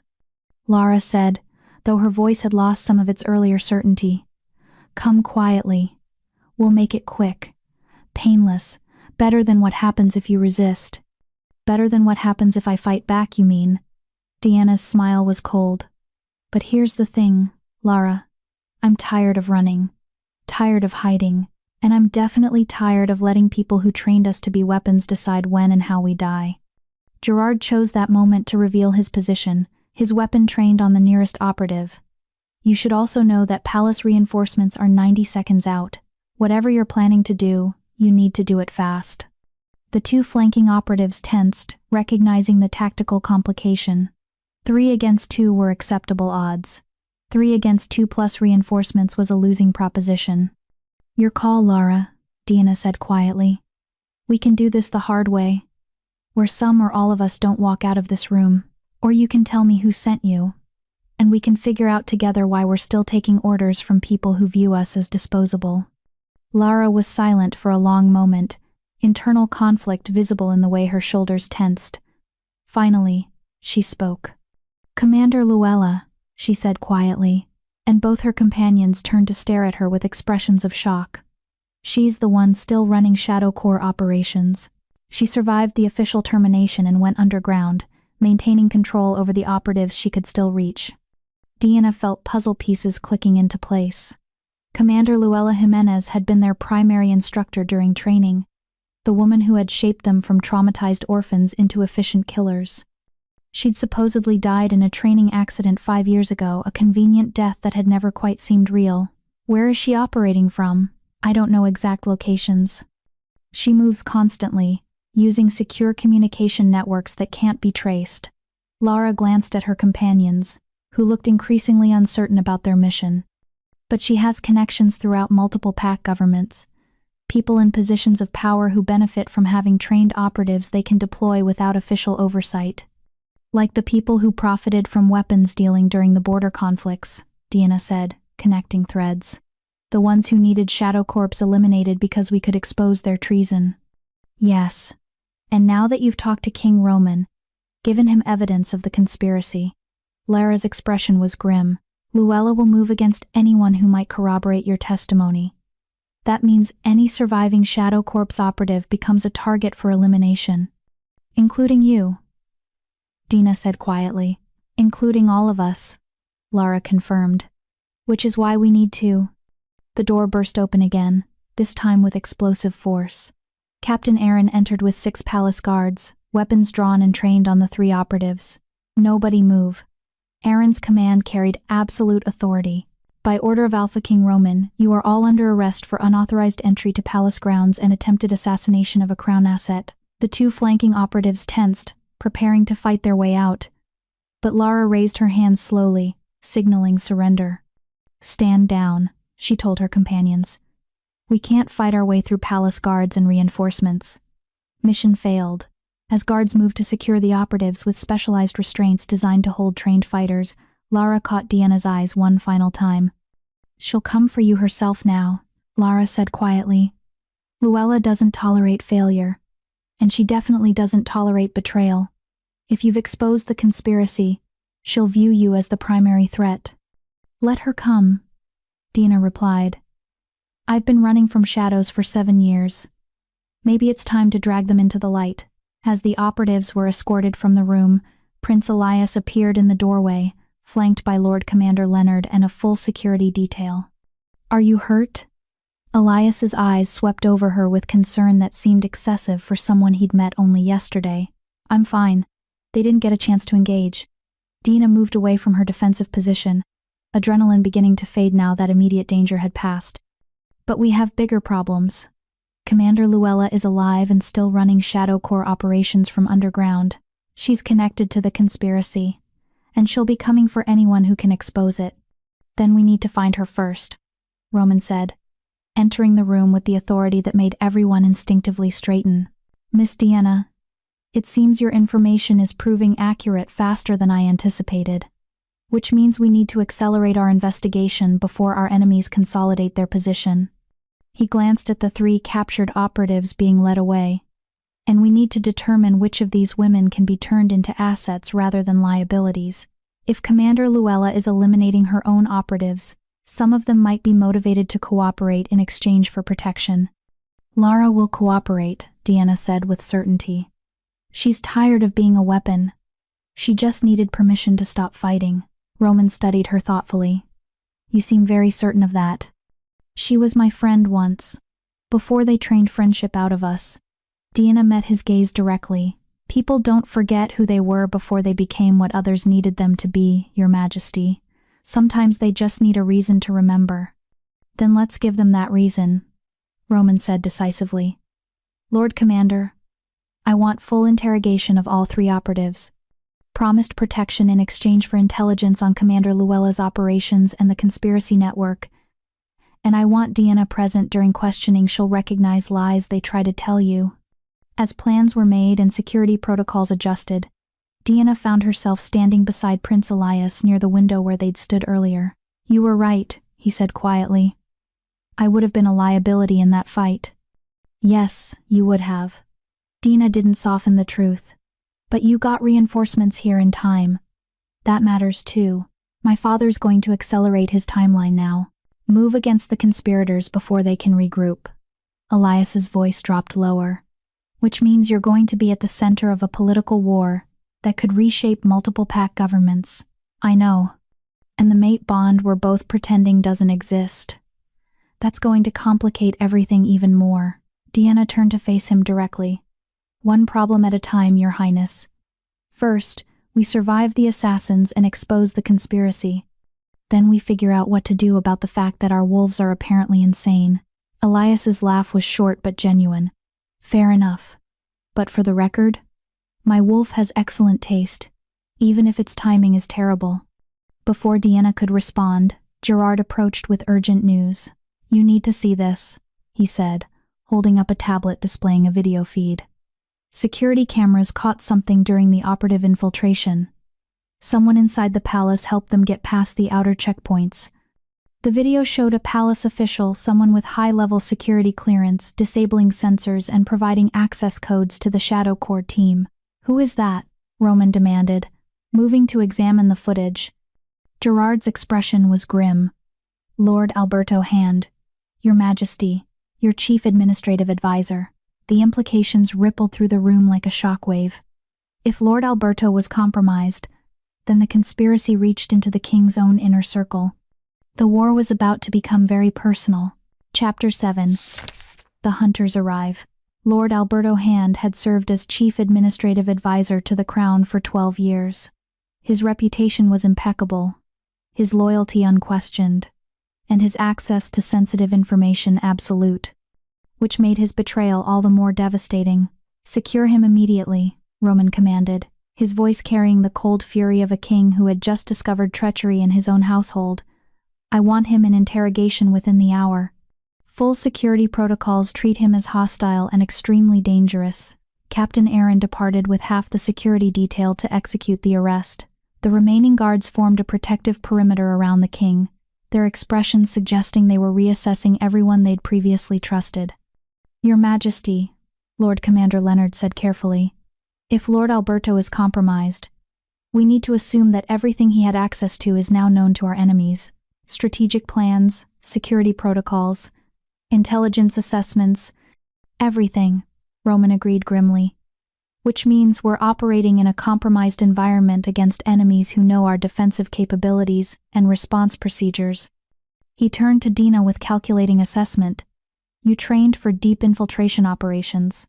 How would you exploit this situation if you were Commander Luella? Deanna considered the question with professional detachment, viewing the problem through the lens of operational strategy rather than personal danger. The operative team that just failed was a probe, not a serious assassination attempt, she said, her tactical analysis making several people in the room shift uncomfortably. 3 operatives against palace security? That's acceptable risk for testing response times and defensive capabilities, but not sufficient force for guaranteed elimination of a high-value target. So, the real attack is still coming, Elias said, understanding the implication. The real attack is already here, Deanna corrected. Lord Alberto wasn't just providing access, he was positioning assets. If I were planning this operation, I'd have embedded additional operatives inside the palace weeks or months ago, using his authority to bypass security screenings. People in positions where they could strike at critical moments. Roman's expression darkened as he processed the tactical reality. You're saying there could be multiple Shadow Corps operatives already inside the palace, and we have no way to identify them until they act. Not quite no way, Deanna said slowly, an idea forming. Shadow Corps training is distinctive. We move differently, assess threats differently, maintain situational awareness that regular palace staff wouldn't have. Someone who knows what to look for, could identify the patterns. Someone like you, Gerard said. Someone like me, Deanna agreed. And like Lara. If she's willing to cooperate, she could help identify any other operatives Luella embedded here. Assuming Lara is genuinely cooperating and not feeding us false information, Lord Commander Leonard pointed out. There's a way to test that, Deanna said. Let me talk to her alone. No guards, no observers, just 2 former Shadow Corps operatives having a conversation. If she's still loyal to Luella, she'll try to kill me. If she's genuinely done with being a weapon, we can work together. Absolutely not, Elias said immediately. You're asking us to put you in a room alone with someone who came here to assassinate you. I'm asking you to trust that I can handle myself and assess whether Lara is an asset or a threat. Dina met his concerned gaze steadily. This is what I was trained for, Your Highness. Reading people, identifying lies, building operational intelligence from limited information. Let me do what I'm good at. Roman studied her for a long moment, weighing risks against potential benefits. You'll be monitored through security cameras. At the first sign of violence, guards will intervene. Fair enough, Dina agreed. And if she does try to kill you? Gerard asked. Dina's smile was sharp and confident. Then your guards will have an instructional demonstration of Shadow Corps combat techniques. Either way, you'll learn something valuable. 20 minutes later, Deanna sat across a metal table from Lara in one of the palace's secure interrogation rooms. The space was deliberately austere, bare walls, minimal furniture, nothing that could be weaponized by creative prisoners. Lara's hands were secured with specialized restraints designed to limit movement without causing damage. Her expression was carefully neutral, but Deanna could read the tension in her shoulders, the way her eyes tracked every movement with automatic threat assessment. They're watching us, Lara said quietly, her gaze flicking toward the camera mounted in the corner. Of course they are. I'm a valuable intelligence asset, and you're a captured operative. They'd be stupid not to monitor this conversation. Dina leaned back in her chair, projecting relaxation she didn't entirely feel. But they can't hear what we're saying if we keep our voices low. The microphones in here are good, but not that good. It was a calculated lie. The surveillance system could absolutely hear them, but Lara didn't need to know that. Why did you tell them about Luella? Dina asked. You could have maintained operational security, refused to cooperate. Instead, you gave up intelligence that could get you killed. Lara was silent for a long moment, internal conflict visible in the tightness around her eyes. Because I'm tired, she said finally. Tired of taking orders from someone who views us as disposable assets. Tired of killing people I don't even hate for causes I don't fully understand. Tired of being afraid that every mission might be the one where I'm the target instead of the operative. She's been eliminating people, hasn't she? not just the operatives who refuse to cooperate after the official termination, but anyone who might become unreliable. Last month, she ordered me to kill Marianne, Lara said quietly, naming another member of their training cohort. Said Marianne was showing signs of instability, talking about wanting to leave the operation. I was supposed to make it look like an accident. Did you? I told Luella it was done.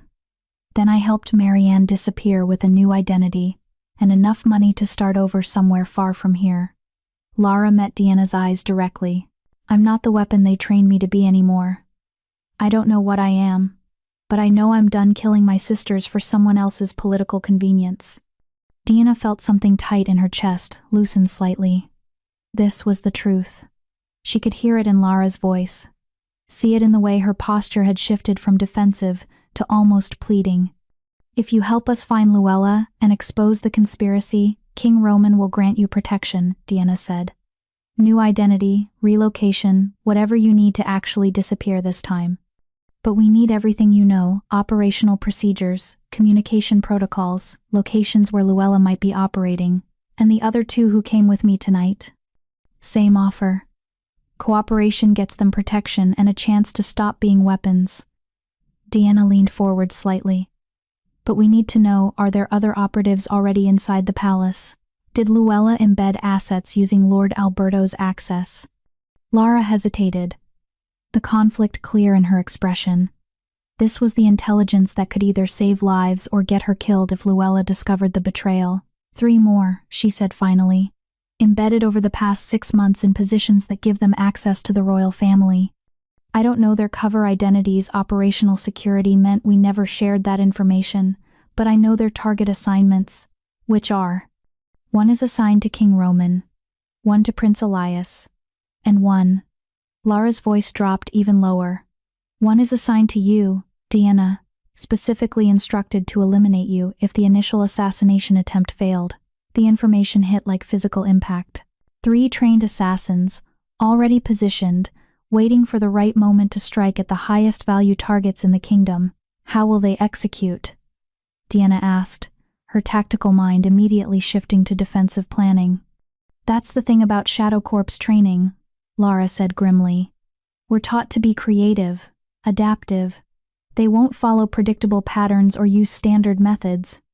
Each operative will assess their target's vulnerabilities and exploit whatever weakness presents the best opportunity. So we're looking for 3 needles in a haystack, and we don't know what the needles look like or when they'll strike. Essentially, yes. Deanna rose from her chair and moved to the door, knocking twice to signal the guards. When Gerard entered, she spoke with quiet urgency. We have a situation. 3 more Shadow Corps operatives are already inside the palace, assigned to eliminate the king, the prince, and me. We need to implement maximum security protocols immediately. Gerard's expression shifted from professional calm to controlled alarm. How reliable is this intelligence? Reliable enough that I'm betting my life on it, Deanna replied. And yours, and everyone else's in this building. Within minutes, the palace transformed into a fortress under siege.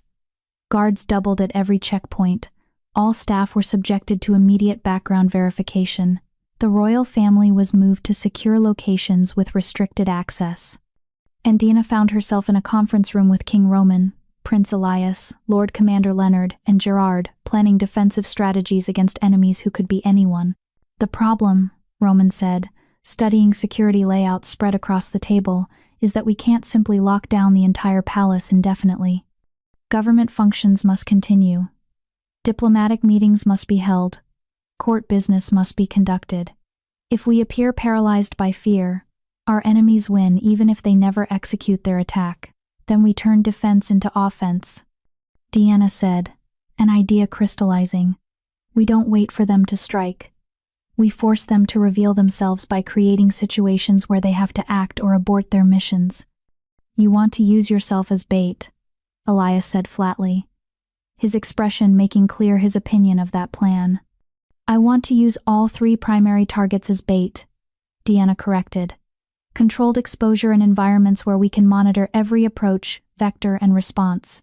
If the operatives are watching, and they are, they'll have to make decisions about whether to act or maintain cover. And if they choose to act? Leonard asked. Then we'll be ready.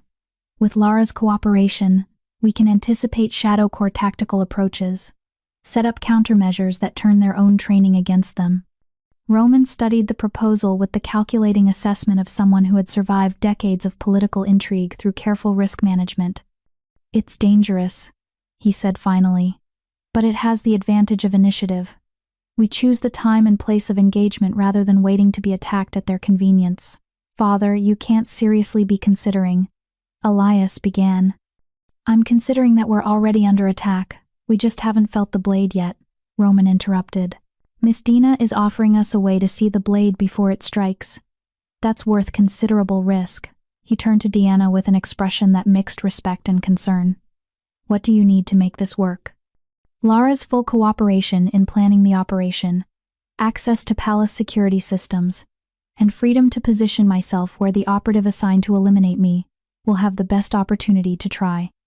You're talking about deliberately making yourself vulnerable, Gerard said, his tone suggesting he thought she was insane. I'm talking about controlling my vulnerability rather than having it exploited at the enemy's timing, Dina replied. There's a difference. Before Roman could respond, alarms began blaring throughout the palace, the specific pattern that indicated perimeter breach. Captain Aaron's voice came through the emergency communication system, tight with stress. Security breach in the East Wing, medical section, multiple casualties. Suspect fled toward the royal quarters.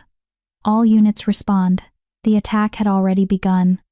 And as Deanna raced toward the medical wing with Elias and palace guards, her tactical mind was already processing implications.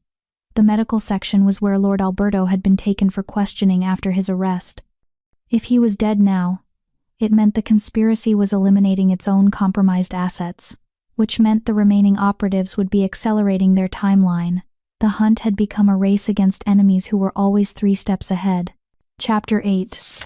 The Infiltration. The medical wing looked like a war zone. 2 guards lay motionless on the floor, their throats cut with surgical precision. A nurse slumped against the wall, still breathing but unconscious from what appeared to be a precise strike to a nerve cluster. And in the center of the carnage, Lord Alberto sat in his interrogation chair with his head tilted at an unnatural angle, his neck cleanly broken, dead before he could reveal anything useful. Seal the wing, Captain Aaron commanded, his guards immediately moving to secure all exit points. No one leaves until we've identified every person who was in this section during the attack. Dina knelt beside the fallen guards, checking for signs of life even though she already knew what she'd find. The cuts were too precise, too efficient. Shadow Corp's technique designed to kill instantly and silently.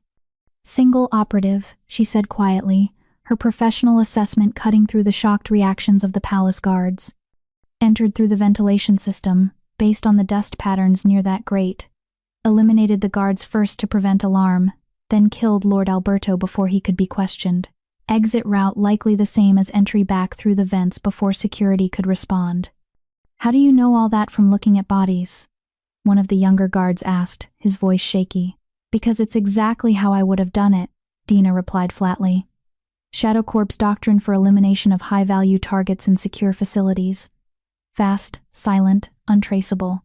Prince Elias moved to stand beside her, his expression dark with controlled rage. So one of the 3 embedded operatives just executed a member of my father's inner circle inside the royal palace, and we have no way to identify who did it. Not quite no way, Deanna said, rising from her examination of the scene.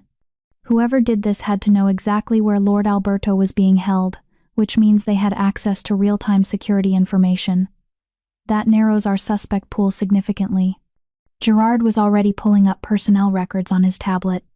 Everyone with access to security feeds during the relevant time frame. That's 43 people, palace guards, administrative staff, medical personnel. Cross-reference that with anyone who's been hired or transferred to new positions in the past 6 months, Dina interrupted. Shadow Corps embeds need time to establish cover identities and integrate into their environments. They wouldn't risk using someone who just started last week. The list narrowed to 27 names. Still too many to investigate individually before the next attack, Leonard said grimly. Then we force their hand, Deanna replied, her tactical mind shifting from reactive to proactive planning. We announce that Lord Alberto survived the attack and is prepared to provide testimony about the conspiracy. That creates urgency for the remaining operatives. They'll have to act quickly before their entire network is exposed. You want to lie about Lord Alberto's death? Aaron asked, clearly uncomfortable with the deception.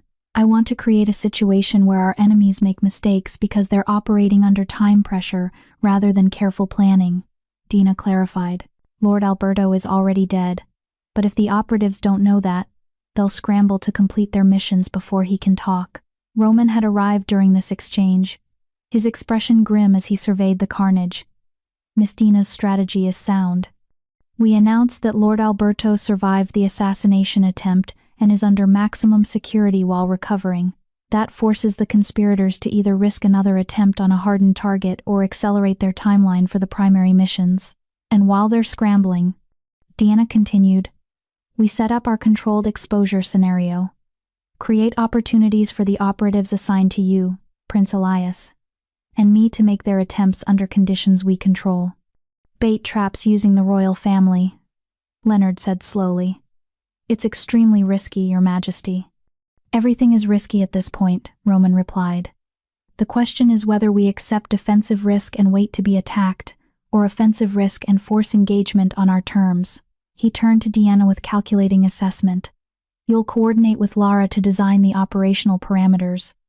I want detailed plans for each exposure scenario, including response protocols and contingency measures. We execute within 24 hours, before our enemies can adapt to the new security posture. Yes, Your Majesty. As the meeting dispersed and personnel began processing the crime scene, Elias caught Deanna's arm gently, guiding her away from the crowd to a quieter corner of the corridor. I don't like this plan, he said without preamble, his golden eyes intense with concern that seemed excessive for their brief acquaintance. You're putting yourself directly in the path of someone trained to kill you. I've been in that path for 7 years, Your Highness. At least this time I see them coming. That's not reassuring. Elias's hand was still on her arm, his touch warm even through the fabric of her sleeve. The mate bond, whether we're acknowledging it or not, makes it very difficult for me to be objective about strategies that use you as bait.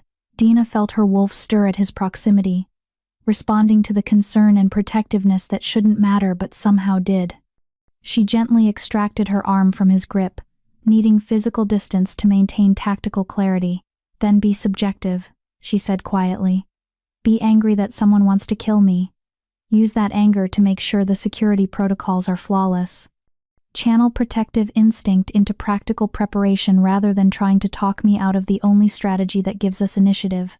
You're asking me to help plan an operation that deliberately puts you in danger. I'm asking you to trust that I know what I'm doing. That 7 years of survival against people trained to kill me means I'm very good at not dying. Deanna met his gaze directly. And I'm asking you to understand that I'd rather face this threat on my terms than spend another 7 years running from shadows. Elias was silent for a long moment, internal conflict visible in the tension of his jaw. Finally, he nodded once, sharply. Fine, but I'm part of the security detail for your exposure scenario. Non-negotiable. You're a primary target yourself. You should be focused on your own security, not mine, which is why we coordinate. Your operative and mine might be the same person for all we know, or they might be planning a coordinated strike. Elias's expression shifted to something more tactical, the crown prince taking precedence over the concerned mate. Either way, we're stronger together than separated. It was sound, tactical reasoning, even if Deanna suspected his motivations were more emotional than strategic. But she was too practical to refuse an advantage just because the person offering it had complicated feelings about her continued existence. All right, she agreed. We plan the exposure scenarios together, but you follow my lead on Shadow Core tactics. Agreed. Agreed. 3 hours later, Dina sat in a secure planning room with Lara, Gerard, Prince Elias, and Captain Aaron, designing what amounted to an elaborate trap using 3 of the kingdom's most important people as bait. The key to Shadow Corp operations is adaptability, Lara explained, pointing to schematics of various palace locations spread across the table. We're trained to assess environments and identify vulnerabilities that standard security wouldn't anticipate. So, your exposure scenarios need to appear to have exploitable weaknesses while actually being controlled kill zones. Give me an example, Aaron said, his professional interest overcoming his clear discomfort with the entire concept. Standard security thinking focuses on perimeter defense, Lara replied. Guards at doors, cameras monitoring approaches, restricted access to sensitive areas. Shadow Corps training teaches us to bypass all of that by exploiting unconventional vectors, ventilation systems, maintenance corridors, supply deliveries, anything that gets us inside the security perimeter without directly confronting guards.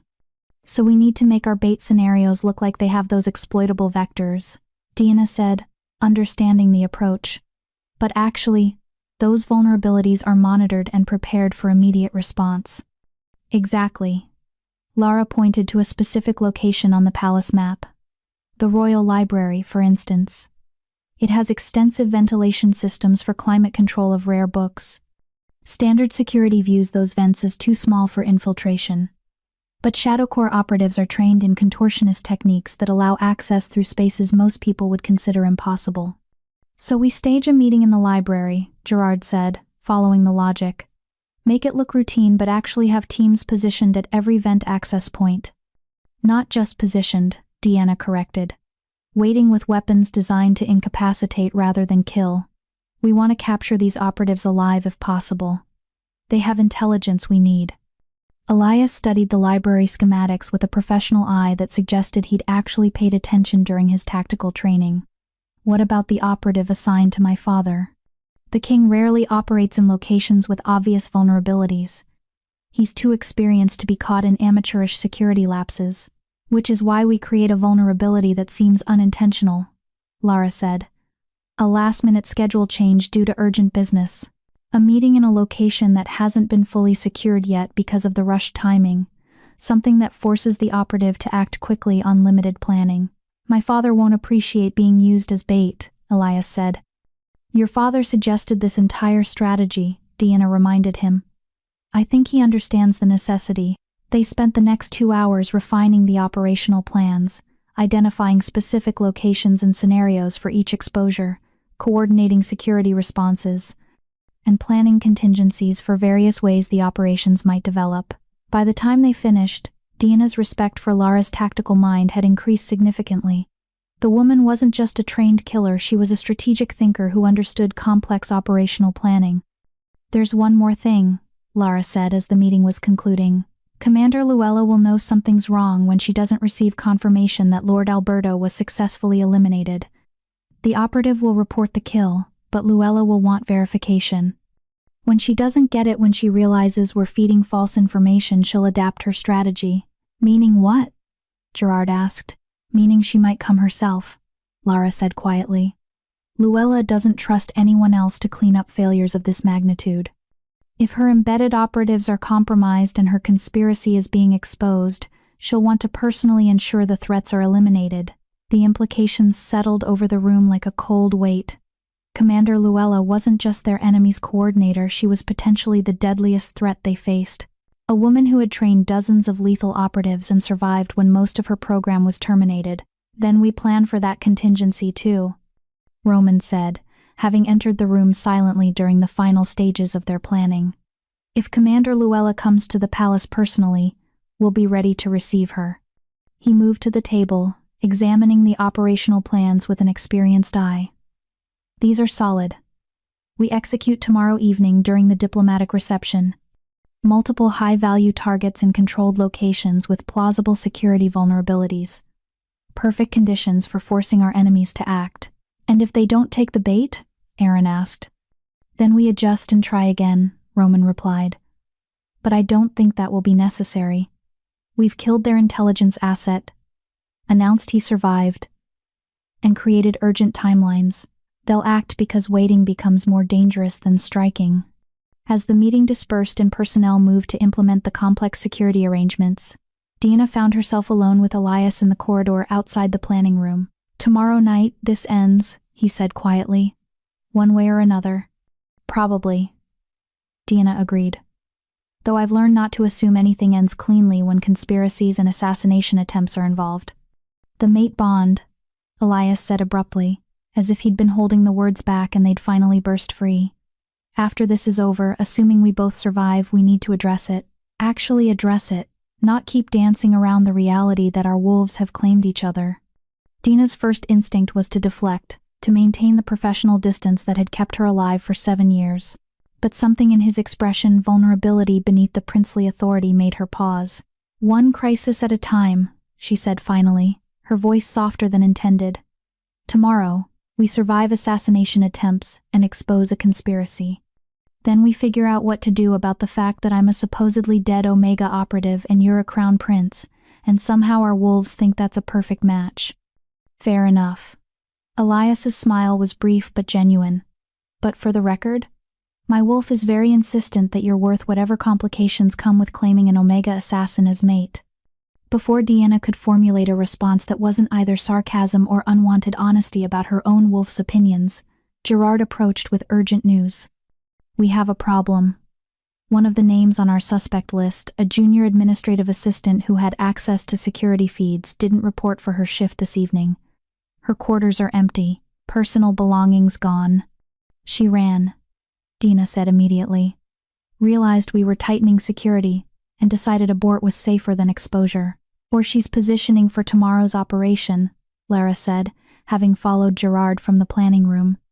"Shadow Corp's doctrine includes contingencies for going to ground before major operations. Makes you harder to track and gives you flexibility for unexpected opportunities. Either option was troubling, but Deanna's tactical instincts suggested the latter. "We proceed as planned," she said decisively, with the added assumption that at least one operative is now operating outside palace surveillance, which means security tomorrow needs to account for external approaches as well as internal threats. The complexity was increasing, but complexity created opportunities for the skilled and prepared. Tomorrow would prove whether they were skilled and prepared enough. Chapter 9. The Full Moon Betrayal. The diplomatic reception was scheduled for precisely the wrong night or the perfect one, depending on perspective. Full moon. When shifter instincts ran hottest, control became difficult, and the line between civilization and primal nature blurred dangerously. It was tradition to hold major court events during full moons, a demonstration of the royal family's mastery over their wolves even when lunar pull made restraint challenging. It also made security exponentially more complicated. Dina stood in her assigned quarters, adjusting the formal attire that had been provided for the evening's event. The dress was elegant but practical deep blue silk that allowed full range of motion, with strategic reinforcement that could stop a blade without being obvious to casual observers. A knock interrupted her preparation. "Come in," she called, recognizing Lara's scent. The former Shadow Corps operative entered carrying a small case, her expression serious. "Final equipment check before the operation. I brought some items that might prove useful." She opened the case to reveal an array of tools that standard palace security would never have provided. Concealed weapons, communication devices, emergency medical supplies, all designed for covert operations rather than diplomatic receptions. "The king approved these?" Deanna asked, examining a particularly sophisticated blade that looked like decorative jewelry but could deploy lethally in under a second. "Lord Commander Leonard approved them after I explained Shadow Corps operational equipment," Lara replied. "He's pragmatic enough to understand that fighting Shadow Corps operatives requires Shadow Corps resources." Deanna selected several items, concealing them about her person with the practiced efficiency of someone who'd worn hidden weapons for years. The familiar weight was oddly comforting, a reminder that she was no longer pretending to be helpless. "How are you holding up?" Lara asked quietly, her tone shifting from professional to something more personal. "This isn't just another mission for you. These are people trying to kill you specifically, and you're deliberately making yourself vulnerable." "I've been vulnerable for 7 years," Dina replied, meeting her former sister's gaze directly. "Tonight, I'm just honest about it. That's not the same thing." "No, it's not." Dina finished her preparations and turned to face Lara fully. "But I'm tired of running, tired of hiding, and I'm definitely tired of letting Luella and her conspiracy determine how I live my life. Tonight ends that, one way or another." Lara nodded slowly, understanding visible in her expression. "For what it's worth, I'm glad you survived long enough for me to stop being the person they trained me to be. Having you alive makes it easier to believe that we're more than just weapons." The moment of vulnerability was interrupted by Gerard's arrival, his formal security uniform making him look even more imposing than usual. "Time to move," he announced. "Reception begins in 20 minutes. All primary targets need to be in position before guests start arriving." As they made their way through palace corridors toward the grand ballroom, Deanna's tactical mind catalogued every detail: guard positions, camera angles, exit routes, potential ambush points. The full moon pull made her wolf more alert, her senses sharper, her awareness heightened to levels that would have been exhausting to maintain under normal circumstances. But tonight wasn't normal circumstances. The grand ballroom was stunning crystal chandeliers casting prismatic light across polished marble floors, floor-to-ceiling windows offering views of moonlit gardens, tables arranged for optimal traffic flow and social interaction. To untrained eyes, it looked like any formal diplomatic event. To Deanna's tactical assessment, it was a carefully constructed kill zone disguised as elegant entertainment. Prince Elias stood near the western entrance, formally dressed and projecting princely authority despite the tension visible in his shoulders. When his eyes found Dina across the ballroom, something shifted in his expression, concern mixed with something more possessive that made her wolf respond with uncomfortable intensity. The mate bond was stronger tonight. Full moon amplifying supernatural connections that they'd both been trying to ignore. "You look," Elias began as she approached, then seemed to struggle with appropriate formal language. "Dangerous. You look dangerous." "Good, that's the point." Dina positioned herself beside him, both of them watching the ballroom fill with guests from various packs and political factions. "Any sign of suspicious activity?" "Define suspicious." "Everyone here is technically suspicious. Diplomatic receptions are basically formalized, spying with better wine." Elias's attempt at humor didn't quite mask his underlying tension. But no specific threats identified yet. King Roman made his entrance precisely on time, accompanied by Lord Commander Leonard in a security detail that appeared standard but Deanna knew included several specialists chosen specifically for Shadow Corps countermeasures. The king moved through the crowd with practiced political grace, greeting dignitaries and projecting confident authority. He was performing his role in the trap perfectly. "Library detail, reports ready." Gerard's voice came through the concealed communication device in Deanna's ear. "No activity at ventilation access points yet." "Acknowledged," she murmured, her response inaudible to anyone not equipped with similar devices. The reception proceeded with formal ritual speeches about diplomatic cooperation, toasts to continued peace, carefully choreographed social interactions that reinforced political hierarchies. To casual observers, it was merely another court function. But Dina watched everything with predatory focus. Every server who moved through the crowd, every guest who positioned themselves near the royal family, every shadow that fell across moonlit windows, waiting for the moment when disguise would fracture and violence would emerge. It came from an unexpected direction. A server young woman, unremarkable appearance, carrying champagne moved toward King Roman's position with the smooth efficiency of professional staff. Nothing obviously wrong except for one detail that Deanna's training immediately identified. The woman's weight distribution was wrong. Too balanced, too centered. The posture of someone prepared to move explosively, not the slightly off-balance stance of someone carrying a tray of full glasses. "Server approaching the king from his 6 o'clock, Deanna said quietly into her communication device. "Possible, hostile. Confirmed visual," Gerard responded. "Intercept? Not yet. Let her commit."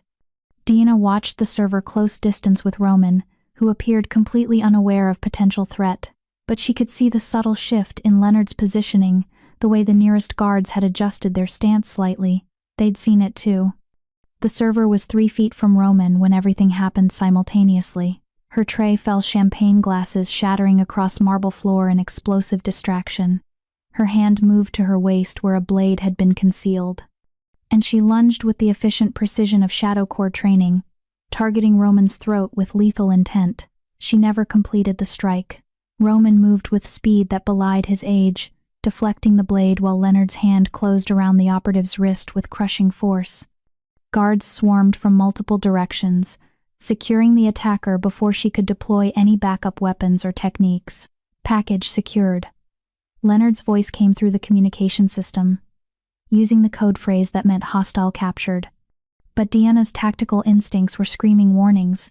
"That was too easy," she said to Elias, her voice tight with growing concern. "Shadow Corps operatives don't fail that obviously unless it's a distraction," Elias finished, his own combat instincts recognizing the tactical reality. The explosion came from the eastern wing, a controlled detonation designed more for chaos than casualties. Alarms began blaring. Guests started panicking. The careful organization of the reception dissolved into confused crowds, all trying to exit simultaneously. Perfect conditions for additional attacks in the chaos. "All units respond." Captain Aaron's voice cut through the communication system. "Eastern wing explosion. Multiple fires. Evacuate non-essential personnel.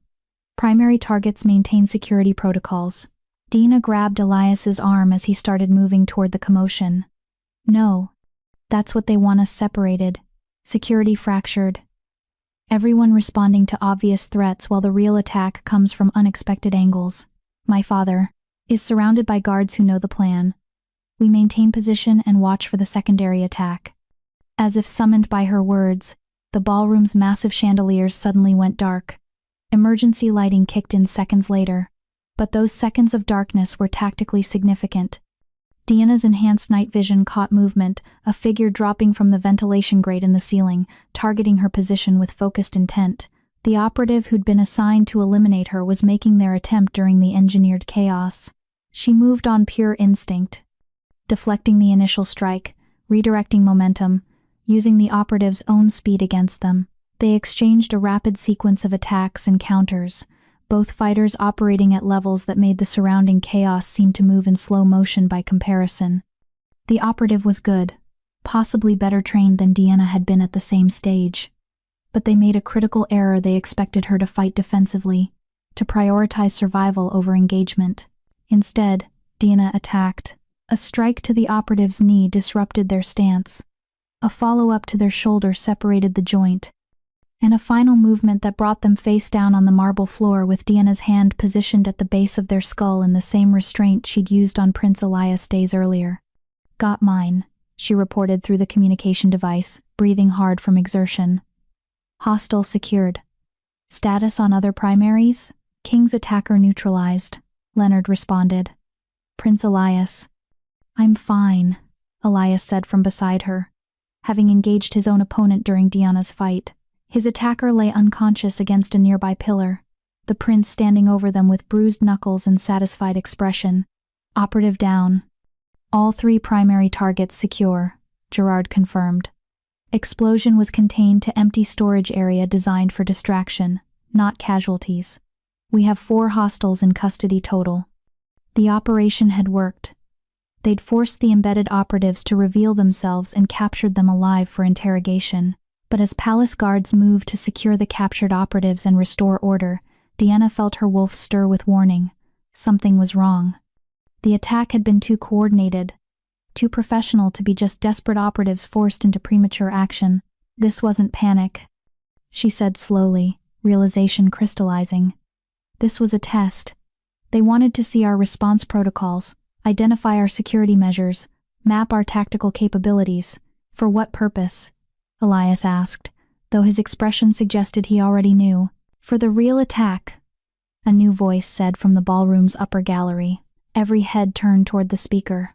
Commander Luella stood in the shadows of the gallery's balcony, her appearance unchanged from Deanna's memories except for gray that now streaked her dark hair. She wore tactical gear that marked her as operative rather than administrator, and her stance communicated absolute confidence. "Hello, Dina," Luella said, her voice carrying easily across the now silent ballroom. "I've missed you. Did you really think a few captured operatives and some clever security theater would end this?" "Secure the king," Leonard commanded immediately, guards forming protective barrier around Roman. But Luella laughed, a sound devoid of warmth or humor. "Oh, I'm not here for the king, not primarily anyway. I'm here for my wayward asset who decided that betrayal was preferable to loyalty." She began descending the gallery stairs with measured steps, and Deanna could see movement in the shadows behind her. More operatives, precise number unclear, in the dim emergency lighting. "You trained us to survive, Commander," Deanna called out, her voice steady despite adrenaline flooding her system. "You taught us to recognize when our handlers had become more dangerous than our targets. I'm just applying the lessons you drilled into us." "Survival is acceptable," Luella replied, reaching the ballroom floor. "Betrayal is not. You've exposed classified operations, compromised my network, and turned my own operatives against me. That requires consequences." "Then come deliver them yourself," Dina challenged, moving away from the crowd to create engagement space. "Stop hiding behind operatives you view as disposable and face someone who knows all your techniques." It was tactically stupid, deliberately provoking a fight against someone who had trained her, but strategically sound, keeping Luella's attention focused on personal vendetta rather than broader targets. Luella's smile was cold and predatory. "I taught you everything you know, child, but not everything I know. Let me demonstrate the difference." She moved with speed that shouldn't have been possible for someone her age, closing the distance between them in heartbeats. Dina barely deflected the first strike, immediately recognizing that Luella had been holding back during training. This was her actual combat capability refined through decades of real operations, enhanced by experience that no amount of training could replicate. They engaged in a brutal exchange that sent both fighters across the ballroom floor, using pillars and furniture as tactical elements. Luella's experience showed in every movement she anticipated Dina's counters before they fully developed, exploited openings that appeared for fractions of seconds, maintained pressure that prevented any recovery time. Dina was fighting for her life against the woman who'd created her, and she was losing. A strike got through her defense, sending her crashing into a marble pillar hard enough to crack the stone. Pain exploded through her ribs despite supernatural healing. Another strike targeted her throat. She deflected but felt tendon strain from the impact. "You were my best student," Luella said, circling like a predator. "But students never surpass their masters. That's the fundamental truth you failed to learn." "Maybe," Dina gasped, buying time for her healing to address the worst damage. "Or maybe you're fighting the student I used to be, not the operative I became after 7 years of survival against people you sent to kill me." She attacked differently this time, not with the techniques Luella had taught, but with adaptations she'd developed while running and hiding, street fighting mixed with formal training. Desperation tactics combined with strategic precision. The improvised combat style of someone who'd learned that survival mattered more than technique. It disrupted Luella's rhythm, created openings where none should exist, and for the first time since the engagement began, put the commander on defensive. But before Deanna could press the advantage, one of Luella's backup operatives moved to intervene, targeting Deanna from her blind side with lethal intent. The operative never completed the strike. Prince Elias intercepted with explosive force, his wolf fully ascendant under full moon pull. He fought with raw alpha power rather than refined technique, but the result was devastatingly effective. The operative went down hard, and Elias positioned himself at Dina's side, presenting unified front against remaining threats. "I believe," Elias said, his voice carrying the particular resonance of wolf just beneath human surface, "that you're outnumbered, Commander. My father has 50 guards in this palace. You have maybe 10 operatives total. Do the mathematics." Luella's expression shifted recognition that the tactical situation had turned against her, but instead of retreat or surrender, she smiled. "Mathematics indeed, Prince." She raised her hand in signal, and the remaining operatives withdrew toward prepared exit routes with coordinated precision. "But consider this equation. I've identified your defensive capabilities, mapped your security protocols, and confirmed that the Lunar Kingdom is harboring evidence that could expose operations spanning multiple governments. How long do you think before other interested parties decide that eliminating everyone with knowledge becomes preferable to risking exposure?" She backed toward the gallery stairs, maintaining visual contact. "This isn't over, Deanna. It's merely relocated. And next time, I won't be operating alone. I'll have the resources of every corrupt official in 3 kingdoms who has something to lose if you keep talking." Then she was gone, disappearing into shadows with her remaining operatives, leaving chaos and unanswered questions in her wake. As palace guards secured the perimeter and medical personnel began treating wounded, Deanna stood beside Elias and processed the tactical reality. They'd won the immediate engagement, captured several operatives, survived assassination attempts. but they'd also revealed their full defensive capabilities to an enemy who would adapt and return with greater force. The war was far from over. It had merely entered a new, more dangerous phase. Chapter 10. The Master Faces Her Student. The war room had become Dina's second home over the 3 days following the diplomatic reception attack. Maps covered every available surface. Intelligence reports stacked in organized chaos. Communication intercepts played on loop, while analysts searched for patterns. The conspiracy that had seemed containable when it was just Shadow Corps operatives had metastasized into something far more complex, a network spanning multiple pact governments, all with vested interest in ensuring certain truths remained buried. We've confirmed connections to at least 7 high-ranking officials across 3 kingdoms, Lord Commander Leonard said, updating the tactical board with new information. All of them profited from the weapons deals during the border conflicts. All of them have the resources to fund continued operations against anyone threatening exposure. King Roman studied the board with the focused intensity of someone who'd spent decades navigating political treachery. Which means we're no longer dealing with rogue operatives, but with coordinated political opposition backed by substantial resources. And Commander Luella is coordinating their response, Deanna added, her voice flat from exhaustion and too much coffee. She's leveraging their fear of exposure to fund a campaign that serves her personal vendetta against me while advancing their collective interest in silencing witnesses. So we need to eliminate either the conspiracy or the coordinator, Gerard said bluntly. Preferably both. Easier said than executed, Captain Aaron muttered, examining security protocols that had been updated 3 times in as many days. Luella knows our defensive capabilities now. She won't make the same mistakes twice. Prince Elias had barely left Deanna's side since the attack, his protective instinct warring with his understanding that she needed space to work.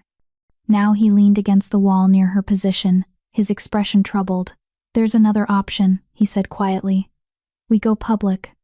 Release everything we know about the conspiracy, the weapons deals, the Shadow Corps terminations. Make it too expensive for these officials to continue the cover-up. That would trigger exactly the response Luella predicted. Leonard countered. Desperate people with resources become extremely dangerous. They'd move to eliminate all witnesses before the information could be verified. We're already targets, Dina pointed out. Going public might actually provide protection by making our deaths too suspicious to explain away. Roman shook his head. Public exposure without concrete proof would be dismissed as political maneuvering. We need irrefutable evidence, preferably from sources that can't be discredited. Like captured Shadow Corps operatives willing to provide testimony, Lara said from her position near the door. She'd been granted provisional freedom in exchange for cooperation, though guards still maintained discreet surveillance. The 4 we captured during the reception, plus the 2 from my team, that's 6 operatives who can corroborate the program's existence and its termination protocols. If they're willing to testify, Gerard noted. Turning on your former commander requires significant motivation beyond just survival. Then we provide that motivation, Deanna said, an idea crystallizing. We offer them what Luella never did: choice. The choice to stop being weapons, to have identities and futures that aren't defined by who they were trained to kill. She moved to the communications console, making a decision that would either end the threat or escalate it beyond control. I want to speak with all 6 captured operatives simultaneously. No guards present, just me and them. A conversation between former Shadow Corps members about what comes next. Absolutely not, Elias said immediately. You'd be alone with 6 trained assassins in an unsecured environment. I'd be alone with 6 women who are tired of being told they're nothing more than disposable assets, Deanna corrected. There's a difference. The prince has a point, Leonard said carefully. The risk is substantial. So is the potential benefit. If I can convince them to cooperate fully, provide detailed testimony about the conspiracy, we'll have the evidence needed to go public with credible witnesses. Deanna met Roman's gaze directly. And if they decide to kill me instead, well, that tells us something important about their actual willingness to change. The king studied her for a long moment, weighing risks against necessity. You'll have guards positioned outside the room, prepared for immediate intervention. Acceptable. And you'll wear a tracking device that monitors your vital signs. Any indication of violence and we breach immediately. Also acceptable. Roman nodded slowly. Then make your proposal, Miss Deanna. But understand that if this goes wrong, we lose both a valuable intelligence asset and any leverage we had with the captured operatives. I understand, Your Majesty. 40 minutes later, Deanna sat at a conference table with 6 women who'd once been her sisters in the most dysfunctional family imaginable. Lara, she knew. The other 5 she'd never met, different training cohorts, different operational assignments, different paths that had all led to this room where they would decide whether to remain weapons or become something else. I'm Deanna, she said simply, using the name they'd all recognized from Shadow Corps records. 7 years ago, I refused an assignment and went into hiding. You all know what happened to operatives who refused orders. They disappeared, were eliminated, became training statistics in a program that officially didn't exist. She met each woman's eyes in turn. I survived because I recognized that the people who trained us viewed us as disposable, that our lives mattered less than their operational security, and I decided that surviving mattered more than following orders from people who would kill me the moment I became inconvenient. One of the operatives, Isla, according to the briefing file, spoke first. Why should we believe you're any different? You turned on Shadow Corps, joined with the people we were trained to view as targets, and now you're asking us to betray the only structure we've ever known. How is that not just trading one handler for another? Because I'm not asking you to trade handlers, Deanna replied. I'm asking you to stop having handlers at all. To make your own decisions about who you are and what you do with the skills you were forced to develop. Pretty words, another operative, Peggy, said skeptically. But the reality is that we're prisoners who'll be executed or imprisoned for life once we're no longer useful. Why should we cooperate with that outcome? You're prisoners because you came here to kill people on Commander Luella's orders, Deanna said bluntly. But King Roman has offered full pardons, new identities, and relocation support to anyone who provides testimony about the Shadow Corps program and the conspiracy it served. That's not trading handlers, that's offering you the chance to actually disappear instead of just hiding until someone finds and kills you. And if we refuse? Isla asked. Then you'll be prosecuted for attempted assassination of royalty, and you'll spend the rest of your lives in prison. Or Luella will decide your liabilities and eliminate you before you can testify. Either way, refusing cooperation doesn't improve your situation. Lara spoke for the first time since the meeting began. She's telling the truth. I've been working with King Roman's people for 3 days, providing intelligence about Shadow Corps operations. And instead of treating me like a prisoner, they've treated me like someone whose expertise is valuable, someone whose opinion matters. Because you're useful to them, Peggy countered. Once the conspiracy is exposed and Luella is captured, what happens to us then? Do you really believe they'll honor promises made to Omega assassins? I believe King Roman honors his word because his reputation depends on it, Deanna said. But more importantly, I believe that staying with Luella guarantees death, while cooperating at least offers a chance at life. And after everything we've survived, don't we deserve a chance? The silence that followed was heavy with decision weight. Finally, one of the quieter operatives, Eula, spoke. What would cooperation actually look like? What would they want from us? Detailed testimony about Shadow Corps training, operations, and termination protocols. Names of officials who benefited from the conspiracy. Financial records if you have access to them. Anything that helps build an irrefutable case that can be made public without being dismissed as political maneuvering. That's asking us to betray everyone we've ever worked with, Isla said. That's asking you to stop protecting people who murdered your sisters, Deanna corrected sharply. How many of our training cohort are still alive? 12 graduated from the program. I'm alive because I ran. Lara's alive because she refused a termination order. How many of the other 10 are left? The number hung in the air. Unspoken but understood. None. None of the other 10 had survived. Luella eliminated them, Lara said quietly. Systematically, over 5 years. Made it look like mission failures or training accidents. But we all knew the pattern. We just didn't acknowledge it because acknowledging it meant accepting that we were next. So the question, Deanna said, her voice softer now, is whether you want to keep serving someone who views you as disposable assets to be eliminated when convenient, or whether you want to help ensure that what happened to us never happens to anyone else. The decision took another long silence. Then, one by one, the operatives nodded agreement. "I'll testify," Eula said first. "Me too," Peggy added, though her expression suggested reluctance. The others followed Eula last, her agreement coming with visible internal struggle. But ultimately, survival instinct won over misplaced loyalty. "All right," Deanna said, feeling tension she hadn't acknowledged releasing slightly. "Then let's figure out how to build a case that brings down a conspiracy and puts Commander Luella away permanently." The next 72 hours were a blur of testimony, verification, and legal coordination. The 6 operatives provided detailed accounts that corroborated everything Deanna had claimed. Financial records were traced, connecting weapons deals to specific officials. Communication intercepts were analyzed, revealing coordination between Luella and her political backers. By the time they finished, the evidence was overwhelming and irrefutable. King Roman held a press conference that sent shockwaves through multiple pack governments. He announced the exposure of a conspiracy involving weapons trafficking, unauthorized military programs, and systematic elimination of witnesses, named names, provided evidence, demanded accountability. The political fallout was immediate and devastating for those implicated. 3 high-ranking officials resigned within hours. 2 more were arrested on treason charges.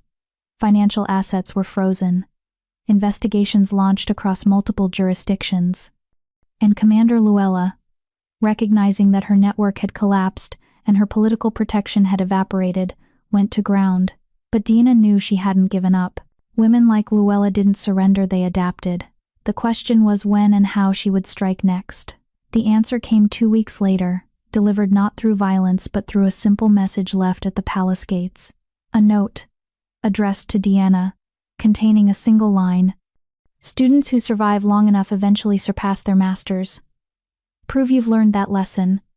Come alone or civilians die. You know where to find me."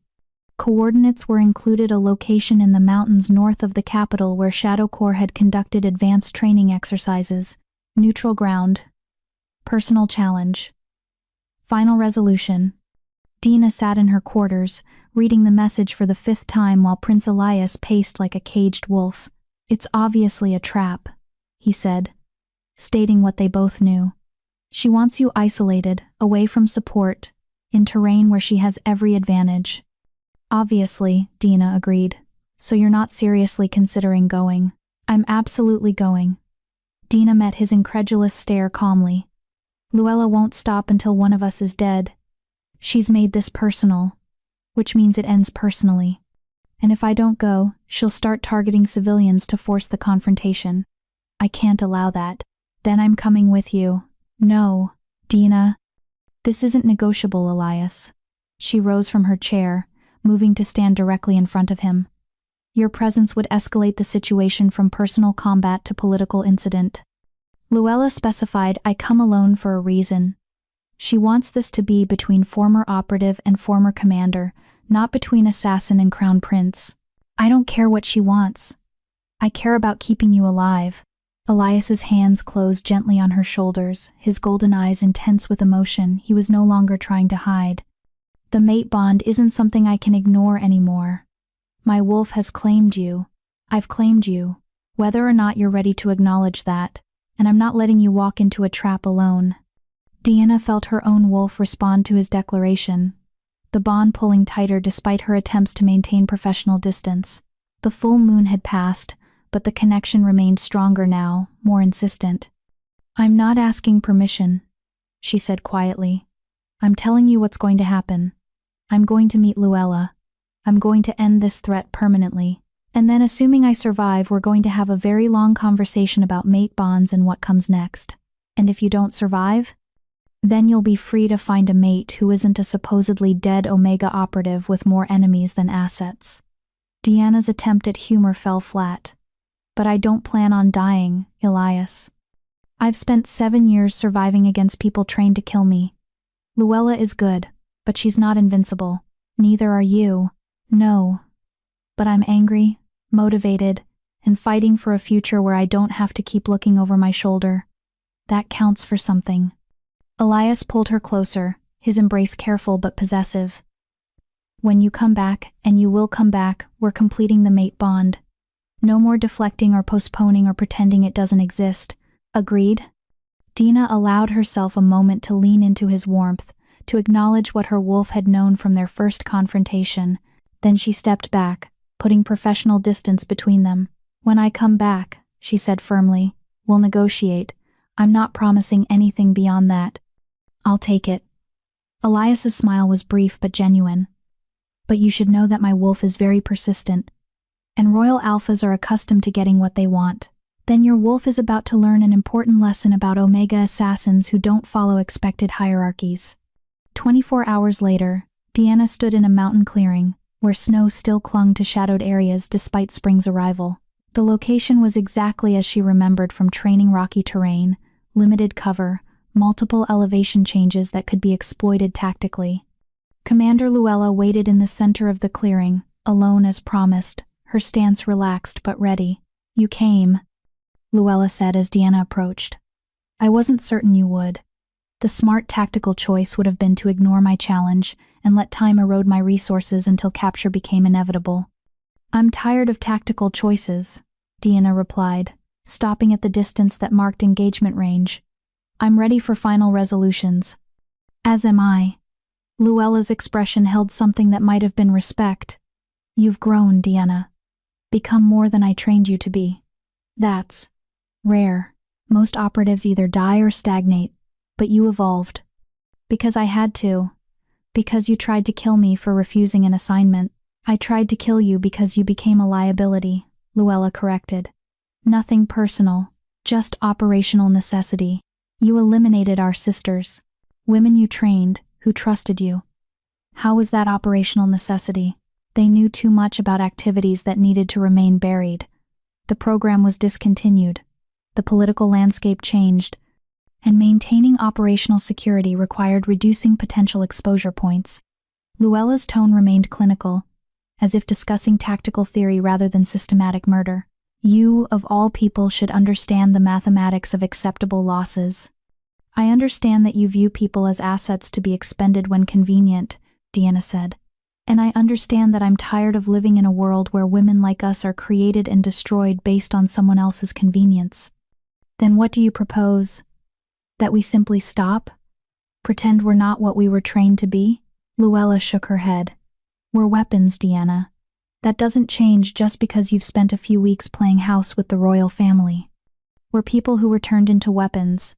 There's a difference, and I'm going to prove it by doing something you never taught me, which is choosing mercy over efficiency. Deanna attacked. The fight that followed was brutal, technical, and personal in ways that combat rarely achieved. Every strike carried years of training, trauma, and conflicting emotion. Luella fought with the refined precision of someone who'd spent decades perfecting lethal technique. Dina fought with the desperate innovation of someone who'd learned that survival required breaking rules. They moved across the clearing, using terrain and elevation, exchanging positions and advantages in fluid sequence. Blood marked snow. Breathing grew labored. Injuries accumulated despite supernatural healing. Luella was better trained, more experienced, technically superior in almost every measurable way. But Dina had something Luella didn't. A reason to live beyond just survival. The defining moment came when Luella overcommitted to a strike that should have been lethal, the killing blow that would end the engagement decisively. Dina recognized the pattern because she'd drilled it thousands of times during training.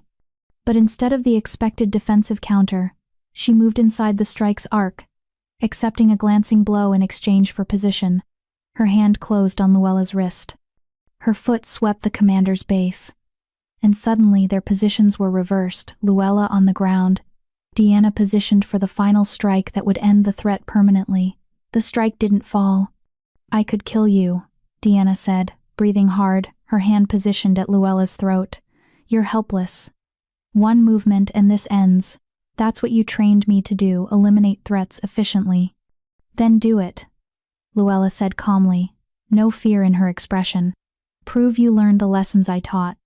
No, because the most important lesson I learned was one you never intended to teach. Deanna stepped back, releasing the killing position. That being a weapon is a choice, not an identity. That mercy can be stronger than efficiency. and that I don't have to become what you tried to make me." She signaled toward the tree line where Gerard and a security team had been positioned, despite her promise to come alone. Palace guards emerged, moving to secure Luella with restraints designed for supernaturally strong prisoners. "You think this changes anything?" Luella asked as guards lifted her from the snow. "You think letting me live makes you better than me?" "No. But it makes me different. And right now, that's enough." As Luella was escorted away to face trial for conspiracy, treason, and multiple murders, Deanna stood alone in the clearing and felt something she hadn't experienced in 7 years. Freedom. Not from danger, there would always be danger. Not from consequences, she'd carry the weight of what she'd done and what had been done to her for the rest of her life. But freedom from being defined entirely by survival. Freedom to choose what came next rather than just reacting to threats. Freedom to acknowledge that maybe, just maybe, she deserved more than just staying alive. She pulled out her communication device and sent a simple message to Prince Elias. "It's over. I'm coming home." The response came immediately. "We'll be waiting, and we're having that conversation about mate bonds. No more delays." Deanna smiled, genuine, unforced, and started the long walk back to the palace. Back to complications and political intrigue, and the terrifying prospect of actually building a life rather than just surviving. Back to a prince whose wolf had claimed an Omega assassin despite every logical reason why that was a terrible idea. Back to possibilities that scared her more than any assassination attempt ever had. But as she walked, her wolf stirred with contentment for the first time in years. Sometimes the most dangerous battles weren't against external enemies, but against the belief that you didn't deserve anything beyond survival. And sometimes winning meant accepting that you were worth fighting for, especially when you'd been trained to believe you were disposable. The war was over. The complicated, messy, terrifying work of actually living was just beginning. Epilogue. 6 months later, the palace gardens hosted a private ceremony that would have been scandalous if anyone outside the immediate participants had known about it. An Omega and an Alpha Prince, completing a mate bond that violated every social hierarchy the pack system had established. Deanna wore blue silk practical elegance that allowed movement while meeting ceremonial requirements. Elias wore formal attire that somehow made him look both princely and approachably human. King Roman officiated, his expression suggesting complicated feelings about his heir claiming a mate who could kill most of the palace guard without breaking a sweat. The former Shadow Corps operatives attended Lara, Peggy, Eula, Ela, and the others who'd chosen cooperation over continued service to a conspiracy. They'd been granted pardons, new identities, and the support needed to build actual lives. Gerard stood as witness, his friendship with Deanna having evolved from security professional to genuine ally. The ceremony was brief, the vows traditional, the outcome inevitable from the moment their wolves had recognized each other in a nightclub confrontation that seemed like years rather than months ago. When it concluded and Elias kissed his new mate with enthusiasm that made several observers look away diplomatically, Deanna felt her wolf settle into contentment that had once seemed impossible. "So," Elias murmured against her lips, "was it worth the wait?" "Ask me again in a few decades," Deanna replied. But her smile undercut the deflection. "After we've survived the political scandal, the social upheaval, and your father's pointed reminders that the Crown Prince probably shouldn't have mated an ex-assassin, he'll adjust. Eventually. Maybe." Elias pulled her closer, his embrace possessive but gentle. "And if he doesn't, well, I'm already planning our escape route to a remote cabin where we can ignore politics entirely. You'd be terrible at cabin isolation. You need people to order around and kingdoms to manage. Then I suppose we'll have to find a way to make this work in the real world. I suppose we will." As the small gathering moved to celebration and the political complications of their choice faded temporarily into background noise, Deanna reflected on the strange journey from tavern server to mate of the Crown Prince. She'd been trained to be a weapon, had become a survivor, and now was learning to be simply herself, complicated, damaged, but finally free to choose her own path. Sometimes the most dangerous predator in any room really was the one who'd learned to hide in plain sight.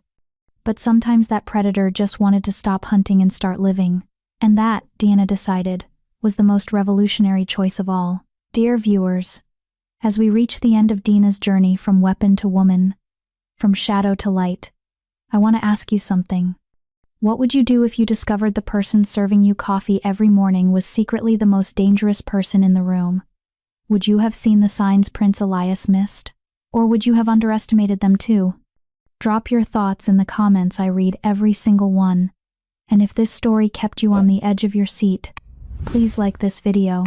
It helps more people discover stories like Diana's. Until tomorrow, when another secret unfolds.